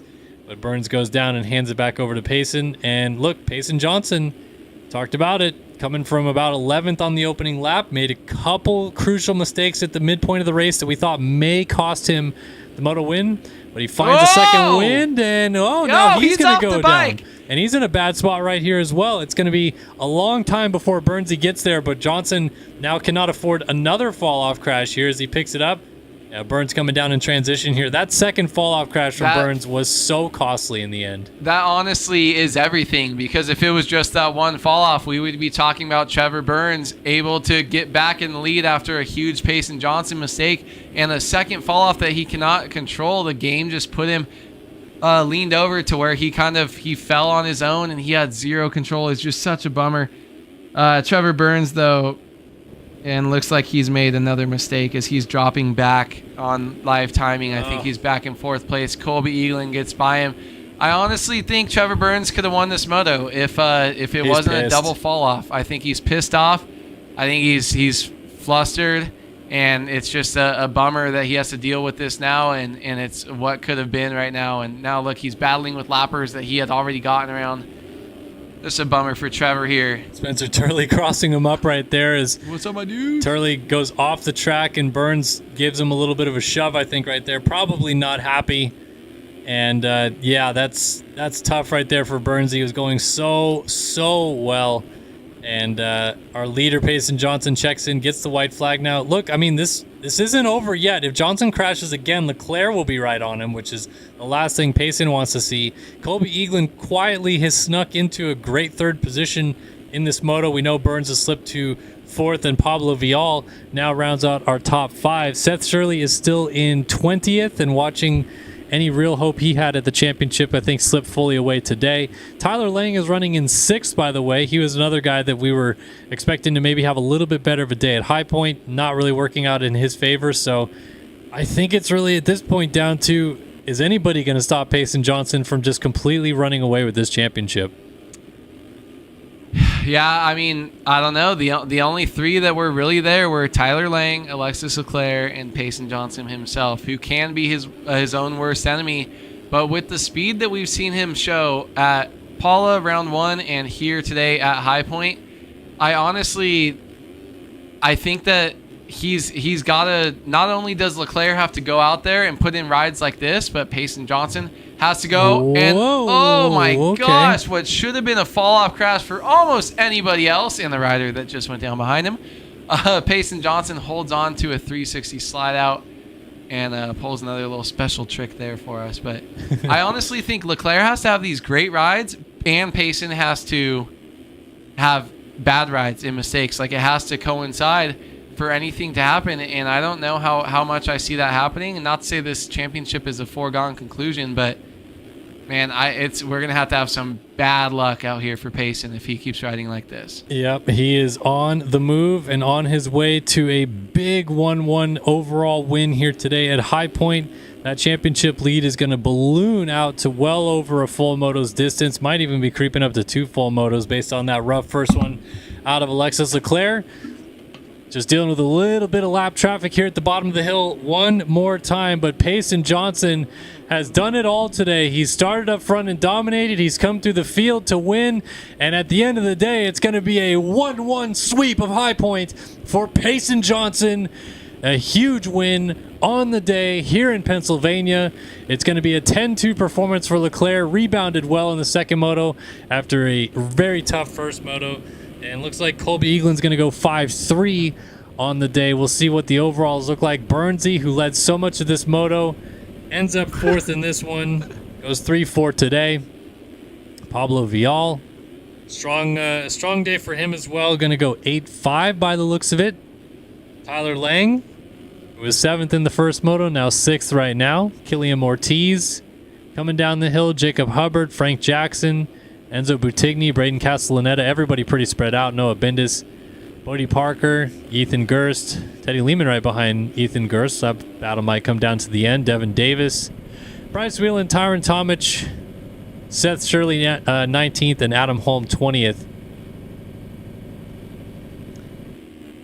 Damn, that's Sorry. Scared the crap out of me. I was looking at my phone. It's crazy that so many of the guys that finished like Eaglin, I mean Burns was pretty consistent, but like Vial, Lang, they were so back and forth. And you got spoilers like Killian Ortiz and Frank Jackson had one bad one, one good one. No one really has been consistent so far. I mean, no one even near as consistent as we've seen Payson Johnson so far this year, and it's just really letting him extend it. But we've still got riders on the track. We got Devin Davis in 14th place right here with Noah Bindis chasing, trying to give him the business down this hill. Hold it wide. Rail this rut. Send it. Come on. You got to send it down this hill. Let's see. D. Davis still chasing for points. These guys have been on the track for 38 minutes, and they are in points. Bindis goes down, so Teddy Lehman behind him. Devin Davis up in front of him chasing Ethan Gerst, but he is not going to get there. Gerst holds on to it. Oh, tips over. Almost loses the spot. D. Davis 1 second back is going to finish there. And holy cow. Let's see. Saves it. Still gets it after cuts. What a ledge. What a ledge. What a day of racing as well. Great stuff here from High Point. The highest of all points, and a Twizy sweep as well. Cade Matherly and Payson Johnson putting the Twizy Hondas on top in both classes, and they're going to be stoked about that. Going to go back and celebrate this one tonight, as they should. All right, that is going to do it for myself and Andrew Wood here in the studio. Kellen Brower alongside Andrew Wood. Round 4 of RaceFactory Gaming Nationals is done. And yeah, Twizy Honda sweep Matherly and Payson Johnson tonight. I mean, they're kind of dominating. I mean, Payson's dominating, and if Cade keeps doing what he's doing, it's all about consistency in outdoors. These guys all have the speed. Anyone can come up and win a random moto, but it's about getting those starts, putting yourself up in the top 5 consistently, just not losing too many points here and there. And Cade really had a nice like bounce back kind of week, and just showed these guys that he's trying to take over this championship. And Seth Carr's got to watch out for him in 250 class. And I don't even know what we can do in the 450 class. I think Payson has to take it away from himself. Yeah, Payson is certainly the man to beat now in this 450 class, and he is going to be a tough one to beat in that 250 class. Should be a lot of fun. We'll get back into action in 2 weeks' time, actually. We're having a week off next week from the real schedule and the virtual schedule. So after High Point, weekend off, and then back for Southwick. Andrew Wood, it's the Southwick National Round 5 in 2 weeks' time. So I think that's the 26th, something like that. Then we'll be back, I don't know, some day of the week, next Wednesday, 2 Wednesdays from now, whatever it is. It is 6/12 right now. Yep. I missed the 10-year anniversary of my overall win, so we will be celebrating this year. All right, there we go. Getting really drunk. We'll be celebrating this year for sure. Thanks, everybody, for tuning in. Thank you guys for the subs again tonight. Everybody that was playing the fun games with using your channel points for the betting side of it and so on and so forth. Very, very much appreciate all the support every week. Big shout out to RaceFactoryGaming.com and the RaceFactory Gaming track crew for all the work that they do. And we hope to see you back in 2 weeks' time for the Southwick National MX Simulator. This has been High Point, round 4 of RaceFactory Gaming Nationals in 2024. And we'll see you in 2 weeks. So long for now.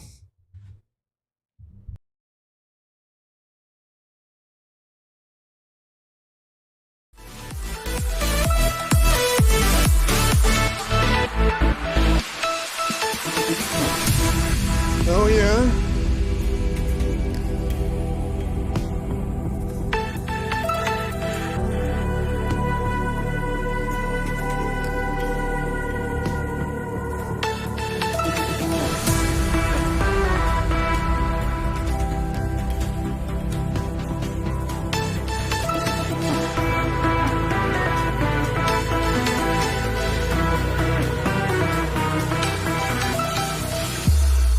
Another day, another beer.